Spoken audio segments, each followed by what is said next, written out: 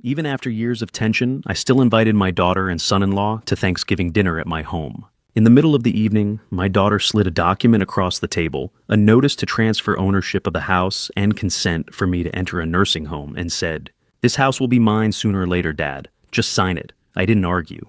But when my lawyer walked in and placed a folder on the table, in that moment, the color drained completely from her face. Not a single drop of blood remained. Welcome and thank you for being here. Before we continue, drop a comment and tell me where you're watching from. If you were handed that paper at your own dinner table, what would you do? Please note, this is a fictional story, with meaningful, insightful elements for storytelling purposes. The silver edge of my carving knife was halfway through the turkey's breast when the doorbell rang.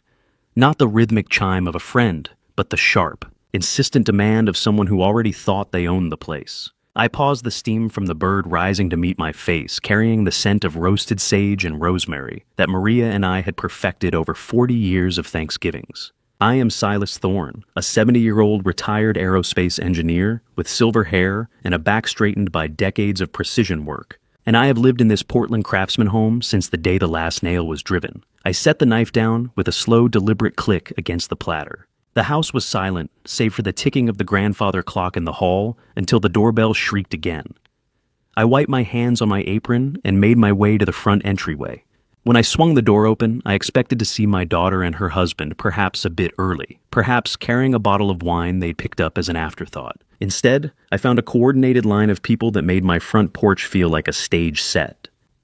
My daughter, Emily Redmond, 38, stepped into the kitchen with the practiced smile of a pharmaceutical sales rep, her heels clicking too sharply against the hardwood I had refinished myself. Behind her stood Brian Redmond, a 41-year-old corporate recruitment consultant, in an expensive but slightly frayed wool coat, leaning against the doorframe with a passive-aggressive posture that signaled he was done asking nicely. But they weren't alone. Flanking them was a man in a charcoal suit holding a slim leather briefcase, and a woman with a fixed professional grin clutching a glossy brochure that screamed "Senior Living" in bold serif font. The knife slipped. A bead of grease hit the lace tablecloth like a bullet wound. I felt the air in the hallway instantly turn clinical and cold, as if the oxygen was being replaced by a sterile hospital-grade substitute. "Dad, we brought some people to help facilitate the transition." Emily said, her voice skipping over the word transition as if it were a minor speed bump. I stood there, my hands still gripping the heavy brass doorknob, and felt a tremor of confusion rising into a dull, thumping dread. I wasn't aware I was in transit. "Emily," I replied. My voice held the steady, unyielding tone of an engineer, a relic of my days on the hangar floor. But inside, I was reaching for a handhold that wasn't there. They moved past me without waiting for an answer. Brian didn't even look at me. He just steered the woman with the brochure toward the dining room. I followed them, a tight pressure building in my chest. I walked back into the room to find that Emily had already instructed Brian to set 4 extra places. The intimacy of my Thanksgiving, the one chair I'd left empty for Maria, and the quiet setting I'd prepared for my only child, was being erased before my eyes. The table now looked like a corporate board meeting. The woman from the facility began laying out her pamphlets right next to the cranberry sauce, the bright colors of the brochures clashing violently against the dark, honest wood of my table. "We have a lovely suite opening up in the West Hills facility next Monday, Mr. Thorne," she said, her voice a choreographed melody of fake empathy. "It's a very popular floor plan." I looked at the glossy photos of beige walls and handrails. "My bedroom has been in this house for 42 years. I said, my voice dropping an octave. "I don't need a suite." "How do you tell your only child that her smile looks like a death warrant?" Emily didn't flinch. She just smoothed her skirt and looked at the man in the suit. The turkey sat at the center of the table, cooling and forgotten, a monument to a celebration that had been hijacked. The man in the suit, whom Brian introduced as their counsel, didn't touch the food. He reached into his briefcase and slid a document across the table. The paper was heavy and cold to the touch. Across the top, in stark, unforgiving letters, it read, "Quitclaim deed." The air in the room seemed to thin until I could hear the ringing in my own ears.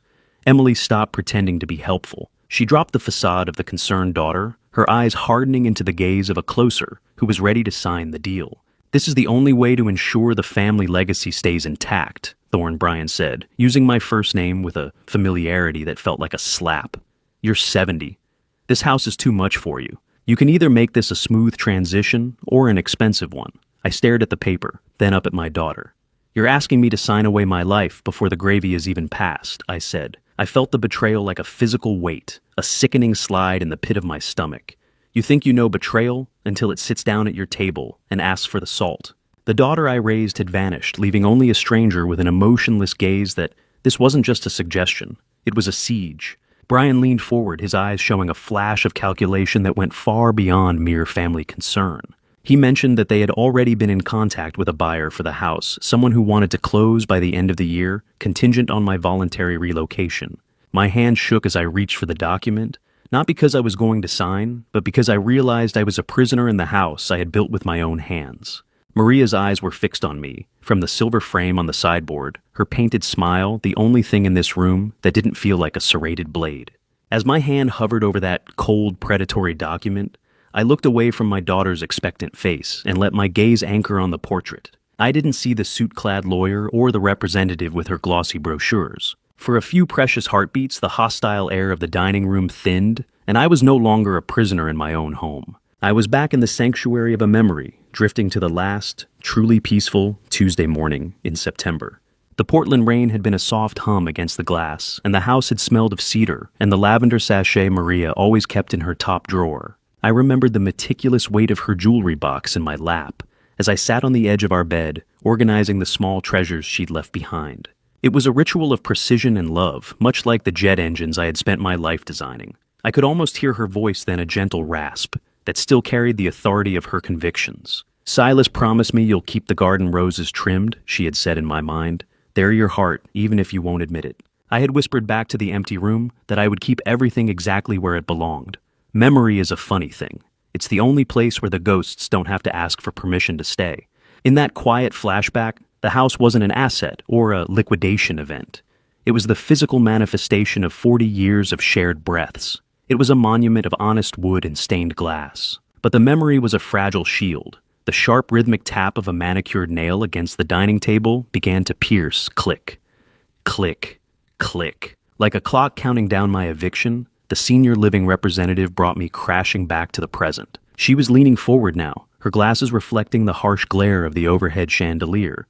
"Most residents find they don't really need the heirlooms," she said, her voice dripping with a professional manufactured pity. "It's about a fresh start, Mr. Thorne.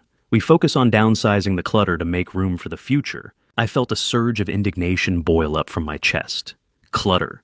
She was talking about Maria's life as if it were nothing more than a pile of discarded newspaper. "It's not a fresh start when you're burning the map of where you came from," I replied. My voice was steady, the pragmatic tone of an engineer who had seen enough failed designs to recognize a disaster when it was presented to him. I noticed Emily shift in her chair, her eyes darting away from her mother's portrait. She looked high-strung, her heels digging into the hardwood, as if she were trying to ground herself in a lie. I realized then that the representative wasn't a neutral advisor at all. She looked at Brian with a familiarity that suggested she was a paid consultant from his firm. A wolf in sheep's clothing sent to shepherd me into a pen. If my wife were here, would she recognize the woman my daughter has become? The lawyer. Vance cleared his throat and slid the pen closer. He insisted I at least read the legal definitions, his tone sounding like a practice script. Brian's patience was visibly eroding. He didn't have Emily's sales rep polish. He had the desperate, twitchy energy of a man who was running out of time. He didn't care about the transition. He cared about the equity. "Just sign it." Silas Bryan snapped his facade of concern, slipping to reveal a cold, jagged aggression. "Don't make this a scene in front of the help." I gripped the edge of the table, the rough grain of the wood pressing into my palm. "This is my table, Brian," I said, the gravel in my voice more pronounced now, "and you are the only one making a scene." I looked down at the document, my engineer's eyes automatically scanning the lines of text. Greed makes people sloppy. Right there in the legal description of the property Maria and I had deeded to each other, her name was misspelled. They had rushed this. They had treated the most important document of my life like a rough draft for a recruitment memo. I felt a cold, calculated sense of power reversal wash over me. I wasn't going to tell them, not yet. I was going to let their own careless arrogance become their undoing. Brian's face turned a mottled shade of red, his jaw tightening until the muscle jumped. He couldn't stand the delay, and he certainly couldn't stand the fact that he hadn't won yet. I saw the predator break through the surface then. Brian's hand shot out his fingers, clamping onto the edge of the paper. As he tried to pull it closer to my shaking hand, his eyes finally showing the predator beneath the recruitment consultant. He was no longer trying to facilitate. He He was trying to dominate. He wanted the ink, he wanted the house, and he wanted me gone so he could settle whatever debts were clearly chasing him. I didn't pull back. I met his gaze with the calm, reflective weight of a man who had survived more than a little turbulence in his time. The room felt like a pressure cooker, the hiss of the rain outside, the only thing keeping the walls from closing in entirely. I pulled my hand back, as if the mahogany table had suddenly turned white hot, watching Brian's manicured fingers dig into the paper like claws. The sound of the pen he had been pushing toward me, a cheap ballpoint that looked like an insult against the grain of the wood, rolled across the table and fell to the floor with a plastic clatter. That sounded like a gunshot in the sudden silence. I didn't look at Brian. I kept my eyes on Emily. The nostalgic haze of Maria's memory had been shredded by the physical aggression of my son-in-law, and what was left was a cold, clinical clarity. I stood up slowly, my joints stiff, and felt the weight of every one of my 70 years settle into a defensive armor. "Is this what Maria's daughter does?" I asked, my voice vibrating with a low, dangerous resonance. "She evicts her father before the pie is served." Emily didn't look away this time. The sales rep persona she had worn since walking through the door didn't just crack, it disintegrated. She stood up too, her designer heels clicking with an impatient staccato rhythm. "Don't bring Mom into this," she snapped. "This is about logic, Dad. This is about the future. You're living in a museum, and Brian and I are the ones paying for the upkeep of a life you can't manage anymore." The grandfather clock in the hall chimed 5. It sounded like a funeral bell marking the exact moment the child I had raised became a stranger I didn't recognize. The sheer entitlement in her voice was breathtaking, a jagged shard of greed that she wasn't even trying to hide anymore. I looked at the turkey, now cold and glistening with congealed fat, and felt a wave of crushing disillusionment. "Logic," I repeated. "There is no logic in theft, Emily. There is only desperation." At what point does a daughter stop being a child and start being a predator? She leaned over the table, her face inches from mine, her eyes reflecting the harsh overhead light. "Sooner or later, this house will be mine anyway," she said. The words were delivered with a flat, rehearsed finality that made my skin crawl. "You're just a tenant in your own history now. Go to the nursing home where you can be monitored. My husband's family needs this house. Brian needs a real start, and you're just rattling around in a museum." The nauseating betrayal hit me then, a physical blow to the solar plexus. She wasn't waiting for me to pass away. She was treating me as if I were already dead, a ghost, whose only remaining duty was to vacate the premises for the sake of her husband's secret debts. Brian nodded in the background, his opportunistic eyes scanning the room, as if he were already measuring for new furniture. "We've already looked into the involuntary commitment procedures," Emily added, her voice dropping to a whisper that was more terrifying than a scream. "If you continue to be difficult about your own welfare, we will have no choice but to let the state decide what's best for you." I felt a surge of trembling rage, the kind that only comes when you realize the person you would have died for is the one holding the shovel. The stillness that followed wasn't peace. It was the ringing in my ears after a bomb went off. I looked at the lawyer, who was studiously avoiding my gaze, and then at the senior living rep, who was already tucking her brochures back into her bag with the practiced indifference of someone who had seen this drama 1,000 times. "Out," I said. It wasn't a shout. It was a command forged in the fires of the engineering bays where I had spent 40 years making sure machines didn't fall out of the sky. "All of you. Now." Emily laughed, a short, brittle sound that had no humor in it. "Fine. Have it your way," she said, grabbing her briefcase. "But don't call me when the roof leaks and you're too old to fix it. You're making a very expensive mistake, Silas." Brian stood up, his posture shifting back to a smug, dismissive arrogance. He followed Emily toward the door, but as they passed through the entryway, he paused just long enough to lean back into the dining room. He whispered something to Emily, but in the hollow quiet of my home, the words carried like a scream. "We'll let the bank do the talking next time," he said. The heavy thud of the front door slamming shut vibrated through the floorboards, rattling the china in the cabinet. I stood in the center of my kitchen, the smell of the turkey, now a sickening reminder of the ambush, my hands still shaking with a mixture of adrenaline and grief. The Portland rain had intensified, drumming against the roof with a relentless rhythmic pressure. I was alone, but the quiet didn't feel like a sanctuary. It felt like a countdown. I looked at the table, the empty chairs, the untouched food, and the quitclaim deed that still sat there like a venomous snake in the middle of my life. What did Brian mean by letting the bank do the talking? Was the house already encumbered? Had they forged more than just my signature on their imagination? Instead, I navigated the shadows by memory, making my way down the narrow hallway to my workshop. The smell of cedar usually brings me peace, but tonight, it just felt like the scent of a box I was being buried in while I was still breathing. I sat on my stool, my back curved against the weight of the last 48 hours. I had spent 2 days in a catatonic state of grief and suspicion, moving only when the survival instincts of an engineer demanded it. I tried to lose myself in my woodworking, but my hands shook too much to hold a chisel, and the sharp edge of the blade felt more like a threat than a tool. Every time the house creaked, I heard Brian's cryptic threat about the bank, or Emily's cold voice promising to put me in a home. Is it still a home if the people you love treat it like a carcass they're waiting to pick clean? I looked at my workbench, seeing the unfinished birdhouse I had intended for Leo's birthday. I had built this house for Emily. Every joint, every beam, every meticulously sanded floorboard. And now she wanted to tear it all down, just to collect a commission and settle her husband's debts. I felt a wave of deep isolation wash over me, a despair so thick it felt like physical pain in my chest. I realized that by leaving everything to her and my current will, I had essentially signed my own death warrant. To Brian and Emily, I wasn't a father anymore. I was just a barrier between them and $780,000. I stood up, my joints protesting, and retreated to my study to review my estate documents. I needed to see the damage. The phone felt like it weighed 50 pounds as I moved it aside to open the small floor safe. My fingers were numb as I spun the dial, the cold metallic clicks echoing in the quiet room. When I pulled out my legal folder, my heart stopped. Several pages from my own copy of the property deed were missing. The staple had been pried back, and the primary schedule of assets was gone. Someone had been through my safe before. I felt a surge of nausea. Emily still had her emergency key. She hadn't been waiting for Thanksgiving to start her siege. She had been scouting the terrain for months. I sat back in my leather chair, looking at Maria's photograph on the desk. "Maria, did you see this coming?" I whispered to the glass. Was I the only one wearing blinders? As I reached back into the safe to put the folder away, my hand brushed against something I hadn't noticed in years.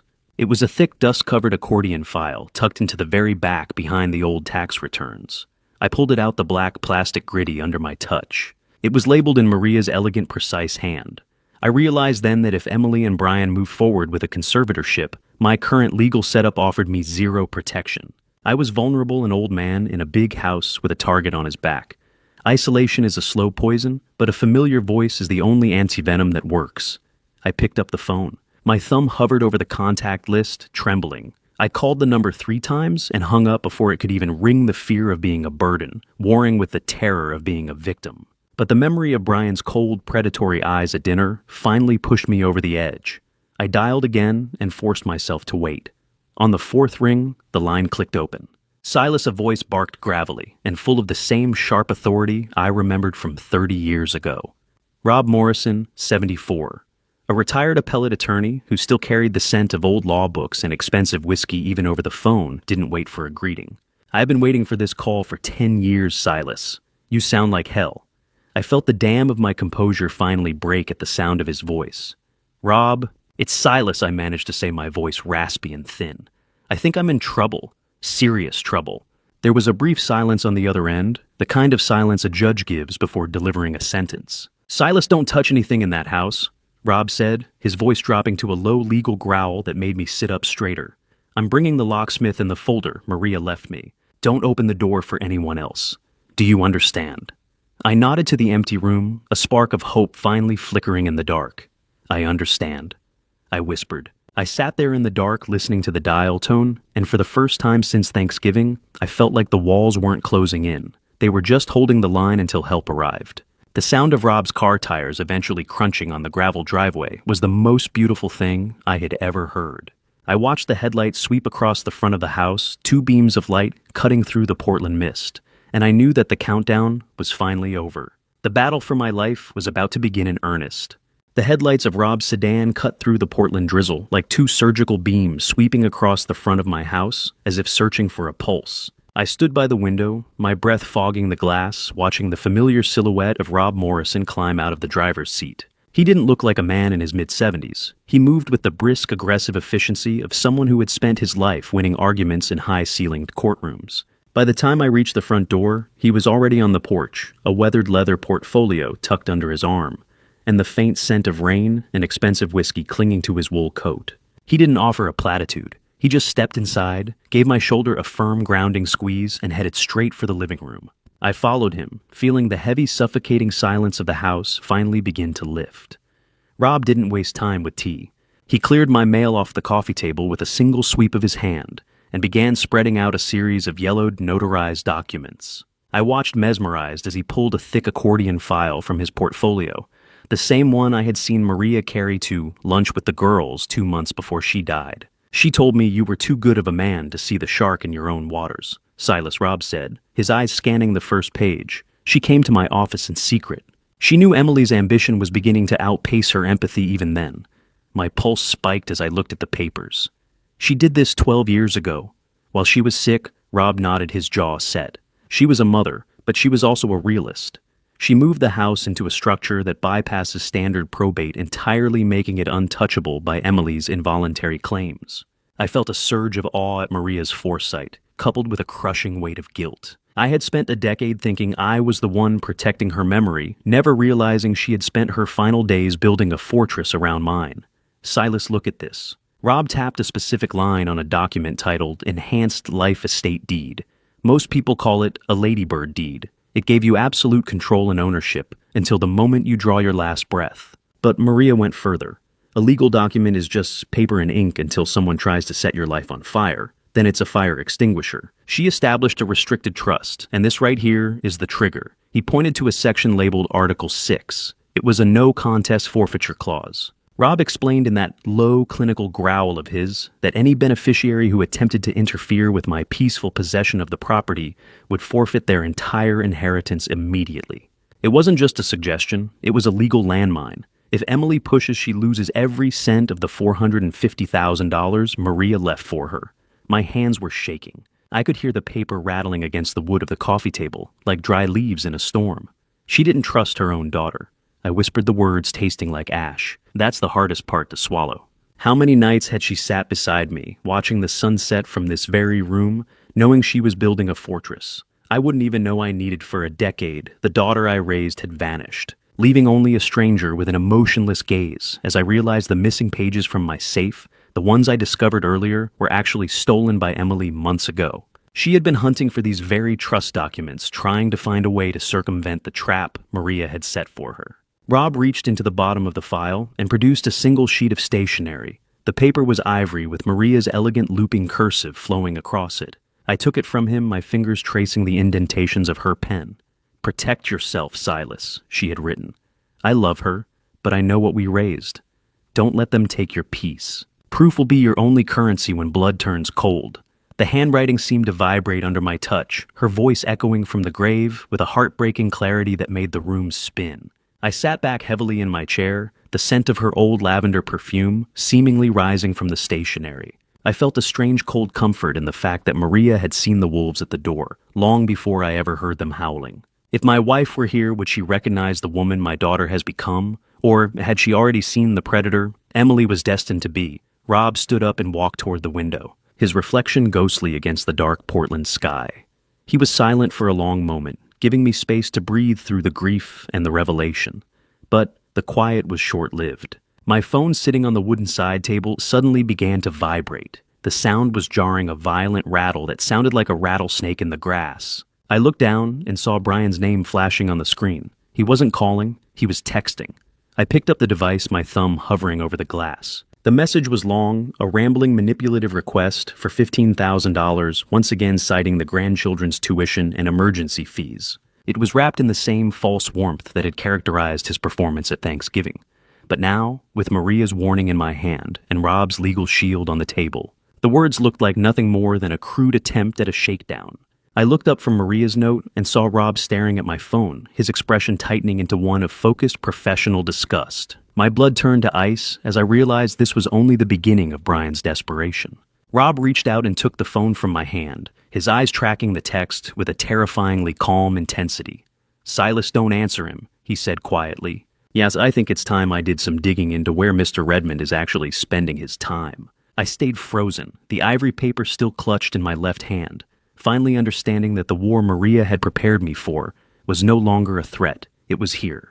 The vibration of my phone against the mahogany table sounded like the rattle of a snake, and the text from Brian was just as venomous a request for $15,000 wrapped in a lie about my grandchildren's future. I stared at the screen, the blue light etching the lines of my face in the darkened dining room. Rob was still sitting across from me, his leather portfolio open, but his attention was now locked on the digital demand pulsing between us. The text claimed that the boys Leo and his younger brother were at risk of losing their priority spots at an elite private school unless a deposit was made by noon the following day. It was a classic Brian maneuver leverage, the one thing I couldn't say no to the legacy of my family. I felt a surge of defensive grit. Coached by the revelations in Maria's secret file, I didn't respond immediately. I waited, knowing that a predator like Brian couldn't help but circle back to check the scent of the trail. Less than an hour later, the smell of Brian's expensive cloying cologne drifted onto my front porch. He didn't ring the bell. He knocked with the practiced rhythm of a man who believed he was still a welcome member of the household. When I opened the door, he had shifted his persona back to the concerned family man. He held a stack of glossy clinical brochures for the street. Jude Preparatory Academy, the paper smooth and expensive under the porch light. He looked at me with those wide, earnest eyes that I now recognized as the mask of a seasoned recruiter.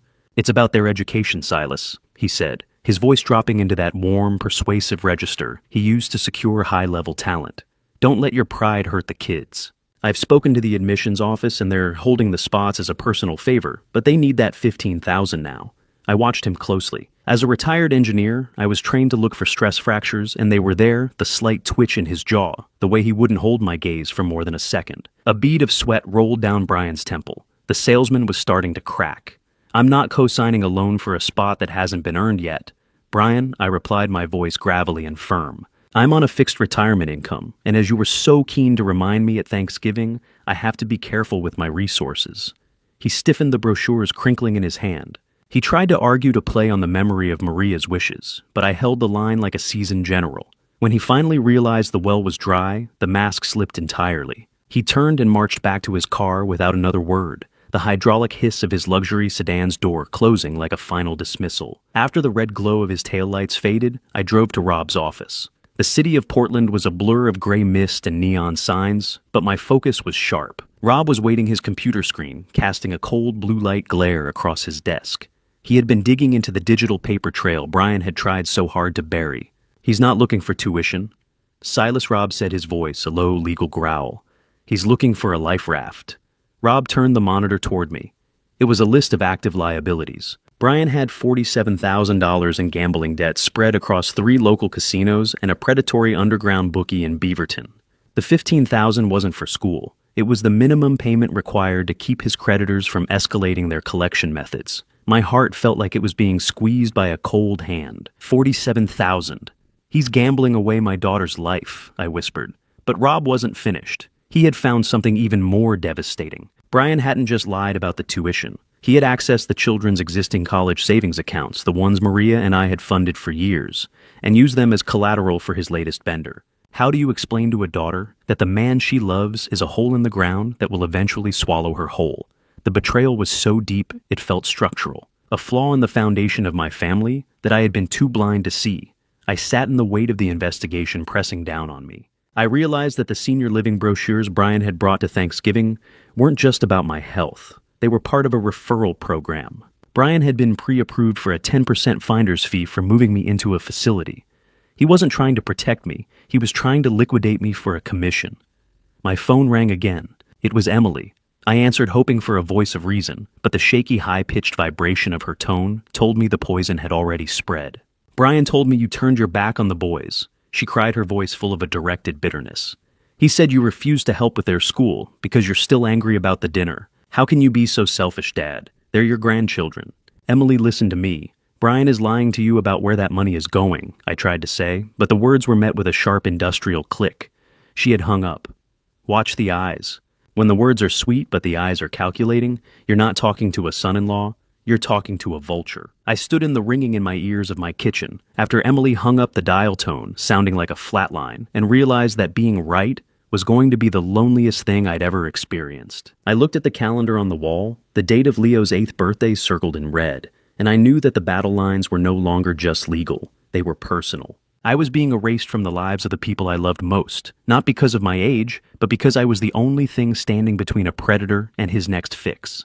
The red circle on my calendar felt like a target I'd missed, a reminder that I'd been effectively erased from the only family I had left. It was my grandson Leo's 8th birthday, and for the first time in his life, I wasn't waking up to the frantic energy of a small boy asking if it was time for cake.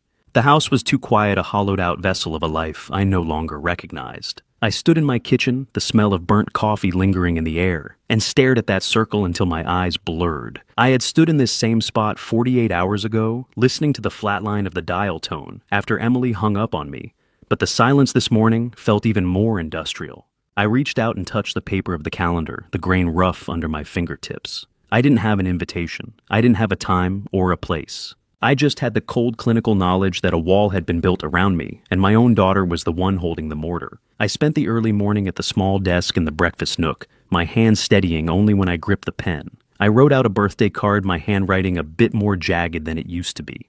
"Happy birthday, Leo," I wrote. "I hope you remember who taught you how to build those Lego sets." I slipped a $50 bill inside, though the money felt like a ghost reaching out from a grave, an offering to a child who might be told his grandfather simply forgot him. I walked down the driveway to the mailbox, the gravel crunching under my slippers. The autumn air was damp, carrying the smell of stale paper and wet cedar. I waited there, leaning against the post, hoping against hope that the mailman might bring a last-minute miracle, a late card, a change of heart, anything. But when the truck finally rattled by, there were only bills and a glossy neon orange flyer for a storage unit facility. The irony was a physical blow. The mailman didn't even look up. To him, I was just another address. To my daughter, I was an obstacle. I realized then that the isolation Brian and Emily had threatened wasn't just a mood, it was a strategy. I went back inside and checked the online portal for Leo's school, something I'd done 1,000 times to see his progress. My login worked, but when I scrolled to the emergency contact section, my breath hitched. My name was gone. In the space where I had been listed for years, a new name sat in sterile black font, Adria Redmond. I felt a surge of betrayal so cold it made my teeth ache. Emily had already stripped me of my role as a protector. Adria Redmond, 72. Brian's mother sat in my place now. I had only met her a handful of times, a woman with a posture as rigid as her convictions, her voice a low melodic hum of traditional entitlement that made cruelty sound like common sense. I couldn't stay in the house. The ringing in my ears was starting to feel like a confession. I grabbed my coat and drove to the Eastmoreland district, pulling up to a local cafe where the coffee was strong and the noise of strangers might drown out my own thoughts. I took a corner table hiding behind a folded copy of the Oregonian, just looking for a moment of normalcy. But fate has a wicked sense of timing. 10 minutes after I sat down, the bell above the door chimed and I saw Emily walk in. She wasn't alone. She was with Adria Redmond. They took a booth 3 rows away, their backs to me. I sat perfectly still, my heart hammering against my ribs, the porcelain of my cup clinking softly as I set it down. I shouldn't have listened, but when I heard my own name, the newspaper became a shield. "A good wife understands that the lineage must be preserved," Emily Adria was saying, her voice carrying that effortless, terrifying hum. "Your father is just a relic now. He's served his purpose, but he's clinging to an era that doesn't exist anymore. Brian needs the equity to secure the boy's future. It's your duty to prioritize the family that is growing, not the one that is fading." I felt the heat rise in my neck. When did my own kitchen become a place I had to defend like a fortress? I heard Emily sigh, a sound of exhausted surrender. "I know," she said, her voice small, "but he's making it so difficult. He thinks he's still the one in charge. He won't just see reason." Adria's response was clinical. "We can have the carpets replaced by December," she said as if she were discussing a weather report. "He won't even notice once he's in the home. The master bedroom has the best light for Brian's office. It's simply the most logical use of the square footage." They weren't just waiting for the house. They were measuring my life for the casket, calculating the value of my displacement. I couldn't listen anymore. The bitterness in my throat was too much to swallow. I slipped out of the booth, leaving my coffee untouched, and walked out the door before they could turn around. The Portland rain had started a cold, needle-like drizzle that soaked through my coat in seconds. The rain wasn't just water. It was the cold clarity of knowing exactly where I stood, outside looking in. I stood on the sidewalk shivering and looked across the street toward the park. That's when I saw him. George Redmond was standing near the corner, holding a clipboard, and pointing toward the upper windows of my house, my workshop, while talking to a man in a neon yellow contractor's vest. They were looking at the roofline, the contractor nodding, as he made a notation on a blueprint. The contractor didn't see me, but he saw my house, and the way he marked a red X on a blueprint in his hand made my stomach lurch with a new kind of terror. They weren't just planning a move. They were planning a demolition of the life Maria and I had built, and they weren't even waiting for me to leave to start the appraisal. The house didn't just feel cold when I stepped through the mudroom. It felt dead, the hum of the refrigerator silenced like a heart that had finally stopped beating. I stood in the absolute darkness of the kitchen, the only light coming from the street lamps outside, reflecting off the damp Portland pavement. My breath hitched coming out in a faint silvery plume. Just an hour ago, I had seen that contractor marking a red X on a blueprint of my life, and now it seemed the demolition had already begun. I reached for the light switch by the door, clicking it up and down with a frantic, useless rhythm. Nothing. The air was heavy, smelling of cold, stagnant air, and the faint, ghostly scent of the dinner I had tried to cook for a family that no longer wanted me. I navigated the familiar terrain of my home by touch my hand, trailing along the edge of the granite countertop, until I reached the hallway. I felt a surge of simmering outrage. My neighbors' houses were glowing with the warm amber light of Tuesday evening, but my Craftsman was a black hole in the middle of the block. I made my way to the laundry room, where the breaker panel was housed, pulling a small LED flashlight from my pocket. The beam cut through the gloom, landing on the gray metal door. I swung it open and scanned the switches. Every single one was in the on position. This wasn't a tripped circuit. This was deliberate. I pulled my phone from my pocket, the blue-white glare of the screen blinding me for a second in the dark room. I dialed Portland General Electric, my fingers trembling as I navigated the automated menu. When a human voice finally crackled onto the line, I didn't lead with a question. I led with a demand. "My power is out and my breakers are fine," I said, my voice sounding gravelly and authoritative despite the cold. "I am Silas Thorne at 1422 Maple Drive." There was a long pause, the sound of keys tapping on the other end. I watched the digital clock on the oven through the doorway. The digital clock on the oven was dead, zeros staring back at me like empty eyes. "Sir, our records show an emergency service suspension," the representative explained. "A report was filed by your daughter Emily Redmond, citing a severe electrical hazard and a suspected gas leak near the main line. As a family member on the contingency list, she requested an immediate shutoff for structural preservation until a certified technician could inspect the property. She has also submitted a pending application to take over the account as the proposed conservator." I felt the blood rush to my head, a dizzying mix of fear and fury. "I am the deeded owner of this property," I said, forcing each word through gritted teeth.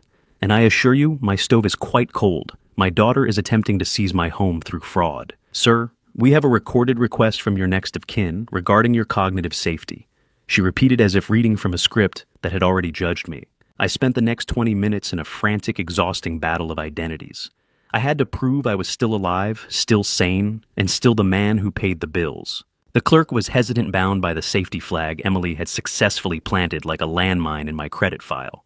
I had to set up a mobile hotspot, my hands shaking so hard I nearly dropped the phone. I scanned my enhanced life estate deed, the one Rob had verified, and my driver's license, emailing them to a secured portal while the dusk faded into a deep, unforgiving night. How many more bills are being rerouted to her house while I sit here thinking I'm in control? It was then that I noticed a crumpled envelope at the bottom of my internal mail slot. I smoothed it out under the flashlight beam. It was a final shutoff notice for the water department dated 3 days ago. Emily hadn't just targeted the power. She had already successfully moved the water bill into her name and let the balance lapse to trigger a crisis. Just as the lights suddenly flickered back to life, the jarring hum of the refrigerator restarting felt like a taunt rather than a relief. My phone vibrated in my hand. It was Brian. I answered, my voice cold as the air around me. "Silas, I heard there was a power issue in the neighborhood," he said, his tone dripping with a fake oily concern. "We were just worried you were sitting in the dark, Silas. It's not safe for a man your age. Maybe I should come over and check the furnace." I saw through it instantly. He wasn't checking on me. He was checking to see if the dark had broken my resolve. "The only thing unsafe in this house right now, Brian, is the reception on this phone," I replied. "I don't need a visitor, and I certainly don't need your help. Good night." Turning the power back on didn't make the house feel warmer. It just illuminated the battle lines more clearly. I stood in the bright artificial glare of my kitchen, looking at the deadbolts on the back door. The PGE representative had mentioned one last detail before hanging up, something that made the hair on my neck stand up. She said a locksmith inquiry had been made earlier that morning to verify emergency access rights for the property. The shrill ring of the telephone again sounded through the hollow silence of my kitchen.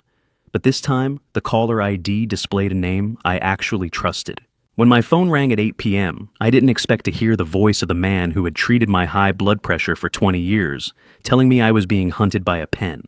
Dr. Eris Kellen, a man with a voice like worn velvet and a bedside manner that hadn't changed in 30 years, spoke with the heavy weight of professional betrayal. He didn't waste time with small talk. "Silas, I had a visitor today," he said, and I could hear the rhythmic tapping of a pen against his desk on the other end. "Your son-in-law, Brian Redmond, came by my office. He had a document already typed up, Silas. He just wanted my signature on a statement regarding your rapidly declining cognitive state to protect your assets, as he put it." I felt a cold, sharp spike of adrenaline. "I've designed jet engines." "Aris," I replied, my voice gravelly and thick with a new kind of dread. "I think I can manage my own checkbook." The doctor let out a heavy sigh that carried the weight of 1,000 ethics board meetings. I told him to leave, but you need to understand the scale of this. He wasn't just asking for a diagnosis. He was seeking a medical basis for a conservatorship. Brian wasn't just coming for the house. He was coming for my mind. He was trying to declare me legally dead while I was still breathing, stripping away my agency before I even realized the trap had been set. Eris warned me that while he had refused other doctors, less scrupulous ones, or those Brian might manipulate with the same clinical efficiency he used in recruitment, might not be so steadfast. I hung up the phone, my hand trembling as I set it on the granite counter. Chilled horror and a profound sense of betrayal settled into my bones. But the doctor hadn't even given me the full extent of the nightmare. A few minutes later, my email chimed. It was an automated notification from a state portal. Brian hadn't just called the doctor. He had actually sent an anonymous elder abuse tip to Adult Protective Services against me. The report claimed I was being neglected by my own isolation and that my home was becoming a hazard. He was building a cage of lies, and the bars were made of official government stationery. I realized then that I was no longer just defending a piece of real estate. I was fighting for the very right to exist as a free man. I called Rob Morrison immediately. Within the hour, his headlights swept across the front of the house. Rob arrived with a trunk full of high-definition wireless cameras and sensors, his expression as grim as a soldier's before a breach. We spent the next 6 hours turning my historic Craftsman into a surveillance fortress. I felt the cold weight of the metal ladder against my shoulder as I climbed to the eaves to mount the first lens. We worked in a focused clinical silence, the smell of rain-soaked cedar rising from the porch as the Portland mist turned into a steady drizzle. Rob explained the legal necessity of what he called Chekhov's gun. "We need a 360-degree view, Silas," he said, his voice a low growl as he tightened a bracket. "If they so much as touch your doorknob, we're gonna have it in 4K. We need video evidence that will prevent Brian from manufacturing a civil standby or a safety concern out of thin air. This is your witness when no one else is watching." "Is it still a sanctuary if you have to rig it with wires and glass just to sleep through the night?" I wondered. "I used to watch the stars from this porch, Rob," I said, looking out at the dark street. "Now I'm watching for my own daughter." We didn't stop until every corner of the property was covered. We rigged the mudroom, the backyard, and the side entrance near the cellar. Finally, we sat in the living room, the glow of a tablet illuminating Rob's tired face. He tapped the screen, and I heard the high-pitched beep of camera activation. The system went live, and I viewed my home through the fisheye lenses for the first time. The familiar hallways looked strange, distorted into sterile corridors.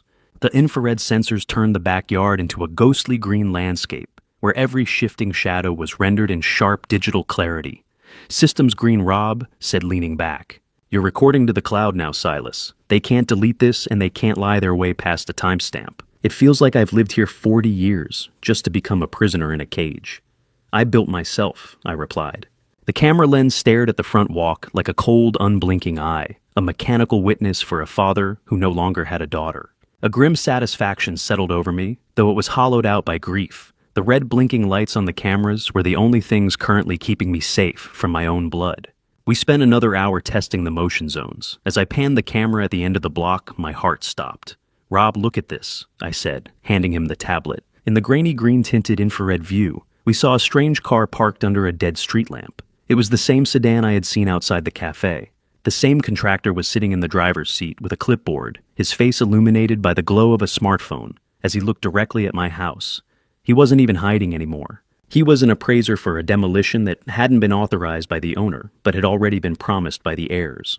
The red light on the porch camera blinked once, twice, then stayed solid, catching the silhouette of someone standing at the edge of my property just beyond the reach of the streetlights. The doorbell didn't ring. It shrieked, breaking the heavy Saturday morning silence like a warning siren I should have heeded before opening the door to a family of ghosts. I stood in the foyer, my hand gripping the cold brass knob, watching through the sidelight as a small army gathered on my porch. It was barely 10 o'clock, and the Portland mist was clinging to the eaves of the house, making everything look damp and gray. I pulled the door open, expecting perhaps a delivery or a neighbor. Instead, I found Emily and Brian flanking two people I hadn't seen in nearly a year. Brian's parents, Adria and George Redmond, stood there with the practiced poise of people who were arriving for an appointment they had already paid for. They didn't wait for an invitation. Brian nudged past me, followed by his father, while the women swept inside with a rustle of expensive wool and the suffocating smell of mothballs and entitlement. Brian's father, George Redmond, was a man of 74 who carried a professional 60-foot metal measuring tape like a scepter, his eyes constantly appraising the value of things that didn't belong to him. He didn't look at me. He didn't offer a handshake. He simply stepped into the hallway and looked up at the crown molding. "The light in here is sufficient, Brian, but we'll need to modernize the fixtures if we're going to make this work," the elder George said, his voice a dry rasp of authority. I stood there stunned by the sheer arrogance of the intrusion. "I am still standing right here in the house I paid for," I said, my voice dropping into that gravely register that usually commanded respect. No one acknowledged me. It was as if I had already become a ghost in my own hallways. They began a methodical circuit of the ground floor, treating the visit like a final walkthrough for a move-in plan they had already finalized in private. I followed them, my chest tightening with a rising cold fury as I realized the scale of the dehumanization. They weren't visiting. They were auditing. Emily stayed close to Adria, pointing out the built-in bookshelves Maria had loved, while the men discussed structural integrity as if I were a tenant they were about to evict. The daughter I raised had vanished, leaving only a stranger with cold, calculating eyes that Brian's father had a set of keys in his hand, a silver ring of brass keys I recognized instantly. Emily had given him his own set to my house, without ever mentioning a word to me. The betrayal felt like a physical weight, a leaden realization that the locks I relied on were already compromised from the inside. We moved into the living room, where the gray dust motes danced in the morning light they were so busy appraising. Brian's father stopped in the center of the rug and reached for the silver casing on his belt. Before I explain what that metal measuring tape was actually for, if you are still with me, comment A if you think I should have thrown them out right then, or B if I was right to keep watching. Add one reason why, so I can see your perspective. Please note what follows contains recreated details for narrative purposes to show the emotional weight of this moment. The purpose is reflection. The metallic zing of the tape measure suddenly sliced through the air, the sound snapping open like a gunshot in the quiet room. Click, snap. The tape measure retracted with the sound of a closing trap. George Redmond began stretching the yellow blade across the floor, measuring the distance from the fireplace to the window. "We'll need to pull up this hardwood," he muttered to Brian. "Adria wants a neutral plush carpet for the transition. It's better for the joints at our age." They began discussing where my leftovers, the furniture Maria and I had spent decades collecting, would be stored or liquidated. I watched them stand in Maria's favorite reading nook, the one with the built-in bench that caught the afternoon sun, and treat it like nothing more than wasted square footage for a guest suite. How do you tell a man measuring your bedroom for his own bed that he's still a stranger in your house? "When I was your age," Silas Bryan's father said, finally looking at me with a condescending tilt of his head, I knew when to step aside for the sake of the bloodline. "Brian is the man of the household now. It's time you let him lead." The room felt smaller, the air thick with their shared assumptions. I felt the vibration of the surveillance cameras behind the walls recording every clinical word, every insult disguised as logic. You haven't seen true greed until you've seen a family measure the distance between your life and your inheritance. My patience finally snapped like the metal tape in his hand. "Out," I said the word, emerging as a low, dangerous rumble. "All of you, get out of my house now."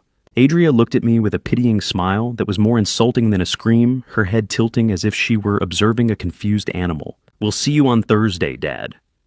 Emily said, her voice tight with a forced patience that signaled she was already reporting this outburst to her mental health file.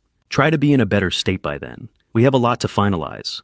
I walked them to the porch, my hands shaking with an icy resolve. "I will be exactly where I belong."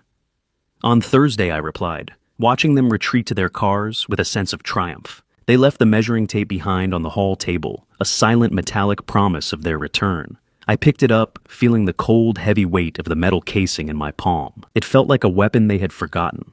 As I turned it over, I saw something tucked into the belt clip. It was a business card for a demolition and remodel firm, with a handwritten note on the back, "Gut Garden Room First." I gripped the cold metal of the measuring tape until it bit into my palm, the business card for the demolition crew, mocking me from the table. The heavy receding gravel crunch of their luxury tires echoed through the house, a rhythmic metallic promise that they would be back to finish the job. I was no longer a father. I was just a wall in their way, and the silence that followed their departure sounded exactly like a countdown. The amber liquid in my glass was the same color as the sunset I'd watched from this porch for 40 years, but tonight the horizon looked like the edge of a battlefield. I sat in the dining room with Rob Morrison, the sharp, peaty scent of the whiskey, acting as a grounding wire for my fraying nerves. On the table between us lay the business card I had found, the one for the demolition crew, and the metal measuring tape that had felt like a surveyor's stake in my own heart. We weren't just two old friends sharing a drink anymore. We were a general and his strategist reviewing the enemy's movements before the dawn. Rob had spent the last few hours finalizing the legal dossier, his fingers moving with a clinical precision over the documents that Maria had hidden like landmines in a field of flowers. He tapped the Ladybird deed and the trust forfeiture terms with a grim satisfaction. Maria didn't build this house to be a paycheck for Brian's gambling debts, Silas, he said, his voice dropping into that authoritative growl. She knew they would come for the marrow once the meat was gone. I looked at the portrait of my wife on the wall, her painted eyes seemingly watching the whiskey swirl in my glass. I admitted to Rob, then the one thing that had been paralyzing me, the fear that if I won this fight, I would lose my daughter forever. But Rob didn't let me wallow. He reminded me that Emily had already made her choice the moment she handed the keys to her father-in-law and invited a demolition crew to gut her mother's memory. We shared a final toast to Maria, acknowledging that her foresight was the only thing standing between me and a sterile room in a nursing home. The law is a cold shadow until you're the one standing in the sun. It protects only those who have the courage to invoke it. Thanksgiving Day arrived, not with the warmth of family, but with a deceptive Portland mist that clung to the windows like a shroud. I had prepared a modest meal, the heavy cloying smell of the sage stuffing filling the kitchen, a sensory ghost of better years. When the doorbell finally rang at 2 o'clock, I felt a strange icy calm settle over me. I opened the door to find Emily and Brian, but they were merely the vanguard. Flanking them were Brian's parents, Adria and George Redmond, looking like they were ready to select the drapes. Behind them stood two strangers I hadn't expected. One was Vance Sterling, a lawyer with a mouth that moved like a shark's and a suit that cost more than my first two cars combined. Sat across from me with a laptop already open, like an altar to greed. Beside him was Marcia Hale, the senior living representative who wore a smile that was too wide and too white, holding a briefcase that smelled of antiseptic and expensive institutional furniture. They didn't ask to come in. They simply occupied the space, treating me like a guest in my own home. They set 8 place settings at my table, ignoring the simple 3 I had prepared. The silver platter was empty. They weren't here for the meat. They were here for the marrow. As the festivities began, I noticed Marcia pulling out a thick contract before the turkey was even carved. Emily leaned toward me, her voice dripping with a manufactured tenderness that made my skin crawl. "We thought a professional environment would help facilitate the transition, Dad," she said. I looked her in the eye, feeling the weight of the hidden surveillance cameras, recording every syllable of this orchestrated betrayal. "It's Thanksgiving, Emily," I replied. "Usually we facilitate a second helping of stuffing, not a legal surrender." I saw Vance Sterling's fingers dance across the clinical coldness of his laptop screen. It was then that I noticed a document Marcia had partially obscured. It was a pre-signed psychiatric evaluation form, already filled out with Emily's false testimonies about my cognitive decline.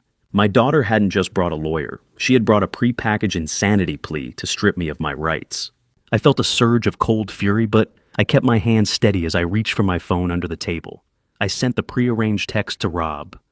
"The vultures have landed." Yesterday, Vance Sterling didn't waste any more time with pleasantries. He slid a document toward me, the same quitclaim deed from the first ambush, now updated with terms so aggressive they practically smelled of ink and desperation. "Sign here, Silas," he said, his shark-like mouth twisting into a smile. "Let's make this a celebration of your new chapter. It's for the best. How many times can you break a father's heart before the pieces turn into shrapnel?" I looked at the pen he was offering, then at Emily, who was carefully avoiding my gaze. "I think we should wait for my counsel to arrive before I sign anything," I said, my voice ringing out with a pragmatic authority that caused the room to go still. Brian laughed a sharp, dismissive sound. "Your counsel, Silas. You're confused. You don't have anyone." At that exact moment, the front door chime boomed through the house, a sudden jarring sound that made Adria jump. I didn't move. I simply watched as the silhouette of Rob Morrison appeared behind the frosted glass of the entry. The silence in the dining room became absolute, the only sound the faint whir of Vance's laptop fan. I saw the flash of confusion on Brian's face, followed quickly by a flicker of genuine fear. Rob didn't just walk in. He stepped into the light of the dining room with a tablet held high. I didn't look at the screen. I slowly reached out and slid the cold, untouched turkey platter toward the center of the table, a silent signal that the feast of lies was over. My thumb hit the record button on my own phone, and I leaned back ready to watch the vultures finally realize they were the ones being hunted. Rob stepped into the dining room, his leather portfolio looking like a shield, and looked Emily straight in the eye as he said, "I believe we have much more to discuss than a simple change of address." Rob didn't wait for an invitation. He pulled out the spare chair Emily had intended for Brian's father and dropped his leather portfolio onto the lace tablecloth with a thud that rattled the china. The ringing in my ears that followed was so thick I could hear the turkey fat congealing on the platter. It sounded like the end of the world. Rob didn't look at the food. He looked directly at Vance Sterling, the shark in the expensive suit, and gave a thin, predatory smile of his own. "Good afternoon, everyone," Rob said, his voice a low clinical growl that instantly shifted the gravity of the room. "I am Rob Morrison Silas's personal counsel and the secondary executor of the Maria Thorne Trust. Mr. Sterling, your due diligence is as thin as this gravy. This property isn't in probate. It's protected." Vance stammered for a second, his practiced composure slipping. "We are merely facilitating a transition agreement for Mr. Thorne's safety," he managed to say. Rob didn't let him finish. He systematically dismantled the room, pointing out that the property was held under an enhanced life estate deed. He explained that any attempt to coerce the life tenant was not only a civil violation, but a trigger for specific penal clauses left by Maria. "We're just looking out for his safety," Emily interjected, her voice rising in a desperate pitch. "Don't make this a courtroom battle." Rob ignored her, reaching into his portfolio. The room went so quiet I could hear the ticking of the grandfather clock in the hall. Rob pulled out a certified copy of the Trust's Article 6 and began to read it aloud. He explained that by bringing a lawyer and a senior living representative to intimidate me, Emily and Brian had officially contested my peaceful possession of the home. This action triggered a forfeiture clause, subject to judicial enforcement of their $450,000 residual interest in the trust. Justice isn't a hammer. In this room, it was a slow-acting venom, and I was watching my daughter realize she'd already been bitten. Emily's face went a ghostly shade of white. $450,000, she whispered. "You're lying. That money is mine." Brian's jaw dropped, his opportunistic eyes darting around the room as if searching for an exit. "It's called a no-contest clause," Rob said, his voice cold as a winter morning. "Your mother knew you'd come for the bricks, so she made the bricks the poison. The money will now be redirected to a veterans housing nonprofit." I watched the realization settle over them like a shroud. How much is a daughter's love worth when it's measured against $500,000 of her mother's dead hand control? Rob then revealed the mid-task twist the entire interaction had been, recorded by the new camera system, and the footage had already been time-stamped and uploaded to a secure legal server as evidence of the forfeiture event. Vance Sterling didn't even wait for the dessert. He realized he was in the middle of a documented breach of trust and potential elder abuse litigation. "My firm doesn't handle forfeiture events, Emily," he said, snapping his laptop shut with a sound that felt like a gavel hitting wood. "You're on your own." The senior living representative followed him out, her white smile long gone. Brian and his parents began a loud, panicked argument at the table, their expected windfall evaporating into thin air.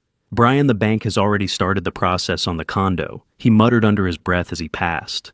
The house was their only way to avoid homelessness. The vultures were fleeing, leaving a trail of broken promises and cold turkey behind them. Emily didn't apologize. She stood up, her face a mask of cold, sharp fury, and leaned over the table toward me, her eyes reflecting the harsh overhead light. "You think you won, Dad?" she hissed, her voice trembling with a redirected bitterness. "You just started a war you're too old to finish. We'll see how long you last in this mausoleum when you're legally declared unfit." She turned on her heel and marched out of the room, her designer heels clicking with a violent staccato rhythm. I stayed in my chair, the silence that followed the front door slam feeling like a physical weight. The sound of Emily's tires screeching out of the driveway left the house in a hollow, ringing silence. I looked at the lace tablecloth now stained with gravy and the debris of a family war and felt a strange, icy calm. I wasn't just defending a house anymore. I was surviving a demolition. Rob reached out and placed a hand on my shoulder. "You did the right thing, Silas," he said quietly. I nodded, but the victory felt like it was made of glass. The daughter I raised had vanished, leaving only a stranger with a hardened stare, as the Redmonds' desperation was deeper than I had imagined. If they were facing foreclosure on their own home, they weren't going to stop. They were cornered, and a cornered predator is the most dangerous kind. I looked at Maria's portrait on the sideboard. She had seen this coming 12 years ago. She had built this legal fortress knowing her own daughter would be the one trying to scale the walls.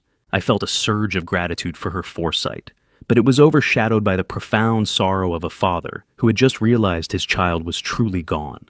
We stayed in the dining room for a long time, the only sound the wind rattling the window panes.